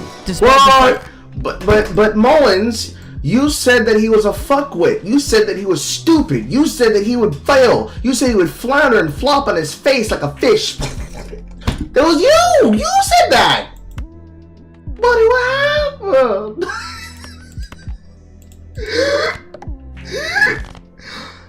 Clown. The Kamala Harris and Tim Walz showed and shared good chemistry with each other. She had no good chemistry between her and Joe Biden. She had no proper economic policy. She had no policy of value. She would have made this country into a literal shithole, and my only hope is that Trump does not fuck up the economy. He keeps this economy stronger than it's ever been for the past 4 years, and when it comes to Project 2025, it might even be far better for our country than the left expects it to be, and unlike the left or even the libertarians, I'm gonna try and give Project 2025 the benefit of a doubt just for the sake of argument. If it fails at the end, I will criticize and shit on it. If it mostly succeeds on mostly everything it promotes, except for the ones that can't be promoted, such as forcing religion in schools and other shit, then I'll give it the most good faith, balanced, unbiased interpretations possible. I'm not gonna be bad faith. I'm not gonna strawman Project 2025. I'm not gonna take shit out of context. I'm not gonna put words in their mouths. I want to really give them a good shot. Fuck Kamala Harris, fuck the Democrats, fuck Tim Walz, and overall fuck politics and fuck anybody who says that if you voted for Trump, that it's gonna be the end of democracy somehow, when it isn't. Because those people are the problem. I shat on people with the same mentality but on the right almost 4 fucking years ago. And there better not be another January 6th, but on the left. There better be a peaceful transition of power, and we remain a united nation. So that's about it. I don't know when I'm gonna rant on this channel again. It better be something important, because if not, the next Old Politics exclusive rant video, post-election wise, will be in December or days before inauguration in January. I'm Brian Mullins the Fox, signing out. See you then. So, he ate shit, and he took it. Good for you, Brian. You're still a fucking weirdo when it comes to everything, including children. But you learned. Which means you could possibly even learn further in the future. You can do it. You can do it. You can learn. It can be done. Alright. Enough with the politics channel. Now to the other channel. The Rants channel! So I'm pretty sure we're going to get the majority of the content that we're really going to love from here. What do we have? What do we have? What do we have? We have the first 2 videos here, that one there, that one there, and that one there. Okay. Mukbang YouTubers and why they suck. Old 2020 rant. Why election denial and election conspiracy theories are dumb. Short rant. LFC1's rant segment, censored version. Check the box for LFC1. Brian Mullins the Fox's election rant compilation, final, September and October. Libertarianism is the prime example of why philosophy is unfalsifiable by nature. Why internal consistency is absolutely paramount. Rant. Well, we know which one we're listening to first in this segment. Okay. This is certainly not going to make us cry. Hello everybody, I am Brian Mullins the Fox for a previously unscheduled, off-the-cuff, Rant Archive exclusive rant video. This one will only be about internal consistency and why it is absolutely paramount to anything as to establishing facts or proving claims of fact without going completely against what science is for and how it absolutely works. I find it interesting that you said science and not the subject matter. Cause bro, if you said the subject matter, you'd make everything you say about things that you clearly don't know as science really fucking stupid. Because personally, I think you have too many channels for you to be dipping your fingers in so many pies when you're very clearly bad at thinking to begin with. But besides the sense that you don't know how to think well, what's more important is that when you're forced to answer the issue, question, and problem that comes to mind, instead of being able to take accountability for the shit that you say and the shit that you do, you instead throw it at the feet of every single person that you say is taking you out of context, is lying about you, calling you wrong, calling you dumb, calling you stupid, calling you names, and you say the exact same names and the exact same shit and the exact same veracity and the exact same venom and the exact same antagonism and the exact same hostage taking about every topic that you think you know, and you say, well, that's just my opinion, it's just a theory that I believe is correct, but you can't prove a single fucking thing that you say based on any empirical evidence, not based on any data heuristic, to the point that forget me digging in your ass. Pause. Fucking Aiden would dig in your ass. Pause. No pause. And she would not be nice and kind. And she'd do it with no gloves, and she wouldn't fucking chip her nails before she did so. Bro. You are a case study that has to be seen. You need to be put inside of a school that is just you and other lunatics so they can understand how the rational mind works. You will become the new debate bro so that everybody can understand exactly what is wrong with your mind and why you do the shit that you do. Because it's far beyond broken clock twice right a day. You are once retarded, twice pedophilic, baby. And it's gotta be understood. So when you say things like it's empirical and imperative that people know what they're talking about from your mouth, flabbergasting. You have to be scientific to prove those claims, and do it so you can tell people who assume that science is where you just make up shit and then test it to shut the fuck up. There just simply is no making up anything, ever. Because if you're going to create a hypothesis and then back it up with evidence, do it scientifically and yes, consistently. And that's so let's apply this to the Christmas butts game. Is there any evidence that can empirically show that from the turkey and ham shortage that happened in the 70s and the 80s? I honestly can't remember when this fucking conspiracy theory starts, but I'm pretty sure it starts in the 70s or something. Do you have any data that demonstrates the missing children that supposedly were consumed on Christmas and or Thanksgiving? Can you prove it? Do you have any data that supports it? If not, you gotta let it go. I bet you won't. But that thought never occurred to you.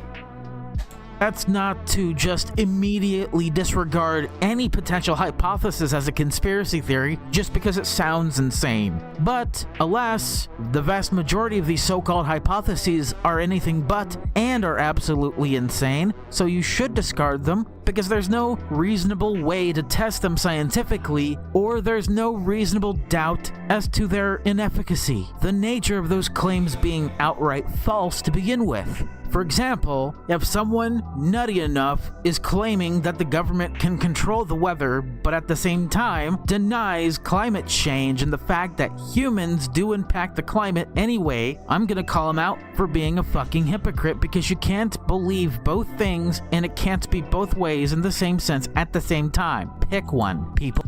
Okay, very interesting you say that. So, let's take an example you said earlier. When you say that the deep state is responsible for the pedophile rings, and yet you say that we've normalized child grooming and child assault, can you show me where that supposedly is true and how that happens outside of one outstanding case example of a singular judge choosing to hold and use child porn as his personal gooning material when he's already prosecuted the cases they were related to? On a governmental level. The bots are back. Lord have fucking mercy. I bet you can't. And because you can't keep saying it. You can't keep saying it. You can't keep implying it. You can't keep doing it. And then saying that the reason why it happens is because, well, they're just not understanding it. They're just not getting it. No, they're getting it. They're indeed getting it. But you ain't getting it. Someone's getting something. Someone's getting something. And unfortunately, it appears to me that you are giving everybody the implication that this is just normal behavior that you can just say because you believe you're on Twitter or something like that. For the second example on why internal consistency is paramount is you can't believe that there is a conspiracy to cover up the shape of the Earth and then refuse to do actual mathematics, study it scientifically, and actually coming to your own conclusions without covering up evidence at all at the same time. By your own retarded so-called logic, either you're part of a conspiracy or this conspiracy just does not exist because the Earth isn't fucking flat. Hell, for any other conspiracy just like the flat Earth is the type of such where you can't possibly prove the conspiracy without being a hypocrite. But on the other hand, internal consistency is also paramount when it comes to, and yes, I'm saying this since the Roast Game Awareness Month or October is almost over, these families couldn't have possibly gone against their standards and not gone against their standards at the same time. It's only that they've gone against it from 98 to 2016. That's why food waste statistics would have otherwise been consumption statistics. That's why, if it hadn't have been for the Roast Game and the Roast Game era, I would have seen the average price of a 10 to 12 person Christmas dinner without having to do any math at all myself, or account for inflation to begin with, because it would have otherwise just been there, and there wouldn't have been any problems or issues coming up. Because even if there were to have been a conspiracy like this, there's no excuse for covering anything up, because there is no such conspiracy to cover it up. There simply had to have been this much of a massive issue to make calculating or accounting for the total price of a Christmas dinner between 98 and 16 impossible. That's it, because any claim surrounding a conspiracy doesn't imply whether or not if it's true without evidence. Internal consistency is the guiding factor when it comes to a claim that does represent and actually accounts for reality, no matter what it's about. There is no abnormality in the sense where you can't account or compute for anything, much less meat production, how much they cost, and accounting for inflation. It's only how consumers behave that becomes the abnormality to explain what's really going on in reality, and not Interesting. the other way around. So that there is Motherfucker, find a period! no abnormality with reality itself. Throughout the past 2 years of doing research and accounting for everything. Okay, so your conspiracy theory of the roast game, you still hold on to, and you say, well, see, if to prove that this would have been wrong, then these numbers would have gone up and not these numbers. I'm so exhausted with you, Brian Mullins the Fox. I swear to fucking God. I swear to fucking God, I'm so fucking tired of you and your fucking wishy-washy bullshit rules.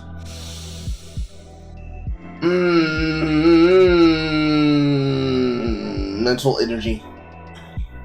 And even updating some statistics to account for 1998, 1999 when it comes to Hamley statistics, like I did in this year's multi-series about Christmas dinner, I have learned a hell of a lot, and I have enough experience to know how to account for such when it comes to meat production, prices, inflation, consumer choices, the basis of the said culture shock that caused the roast game to happen at all, and whatever happened to have caused it to end in 2016, and the 5 years before that, building up the premise and the basis for such claims so that when I officially put them to the test, I had the backbone and the body of work big enough to do so in the fucking first place. And that's why internal consistency is paramount. Because if you don't have that huge body of work consistently demonstrating the same point that you've been making for years, then you're fucked. And for the last example being when it comes to the Michelson-Morley experiment, you know, the same one that tried to prove that the ether exists, and its main hypothesis is that the ether in question is constant and is not moving. Yet when people started testing the experiment out, they proved that either this so-called ether is moving in contradiction to the experiment, or there is no such thing as ether drag in contradiction to both experiment and the hypothesis of said experiment, or the only answer, which is the third option, is that the ether does not exist. And that's about it. I have thoroughly demonstrated in both ways why internal consistency is paramount, and those who advocate the opposite of such should go fuck themselves, unironically, because there is no Does that include you then? reason to doubt the authenticity of someone or a claim that is being tested scientifically as to whether or not it explains what's going on in reality, whether if it's true or false, or, best of all, how, unless if it's actually false and can't be tested. Not that there must be a conspiracy, because someone can't be fucked to do the actual math and read out all the actual numbers without being part of some alleged political or socio-political agenda. Because either those who allege that there is this mass cover-up by one person or conspiracy to hide the evidence, whilst at the same time delegitimize the supposed conspiracy by proving that this is evidence and you people try to cover it up at the same time, or you're part of that said either political or socio-political agenda and you're a massive hypocrite that just doesn't give a shit and wants to censor what they call conspiracy theories because they can't actively entertain such or try to debunk any of them because they're not conspiracy theories. Because So much yapping, and I put it on double time because I can feel the exhaustion of his mind draining my energy. But you just basically said they won't engage with the conspiracy theory because they can't be able to disprove it. They just want to be lazy. Yet you want to be lazy about justifying the roast game to the point where you supposedly have data that goes all the way up to 2016. What, did they just stop getting a taste for kid flesh when Trump took office? Kids were no longer on the menu when orange hair stepped into play? Are you fucking serious? You certainly can't be fucking serious, dude. Yes, the roast game is his child eating conspiracy. I swear to fucking God. It's so fucking hard. But it's okay. I don't have to convince people that it's the insanity of a fucking furry. You can just watch and see. Alright. That bullshit definitely took energy out of my mind. So we are gonna take a knee. We're not gonna rejoinder for Cringemas tonight. We will wait for Christmas morning. Or like Christmas evening or something. Morning's probably a little bit too ambitious. People have things they'll probably have planned to do. But I'm going to pick through all the videos on these channels that I think are the best. I will confer with Horror about them. And we will have a spread. We're gonna have a spread chat. Thank you to every single person who chose to donate, including Dave, and Balster, and Struggler. For you, I'm a real nippus. I am going to take a nap because I have been awake for 7 hours making sure that dinner is ready and served. Sweet Jesus, I spent so much time walking back and forth, basting the turkey, walk back and forth through something, basted the turkey. It felt like a Wiggles song by the time I hit hour fucking 3, and I still had to stay awake the entire time. So, forgive me if I feel like I had high energy in the beginning and I've started to taper out since. It's getting to me. I'm gonna see y'all in the funny papers, and I'm gonna see y'all tomorrow evening/night. Bonne nuit. Or actually, bonjour. Actually, no. Midday is, what is that fucking statement? It's like the French equivalent of con bon moi.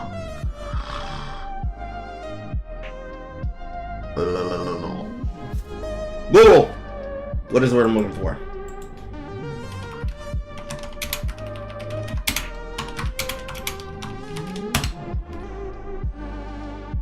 That's right. Bon appetit, midi. Only it sounds like a fucking instrument being sold by fucking Fruity Loops. Bon appetit, midi, everyone. Bon appetit, midi.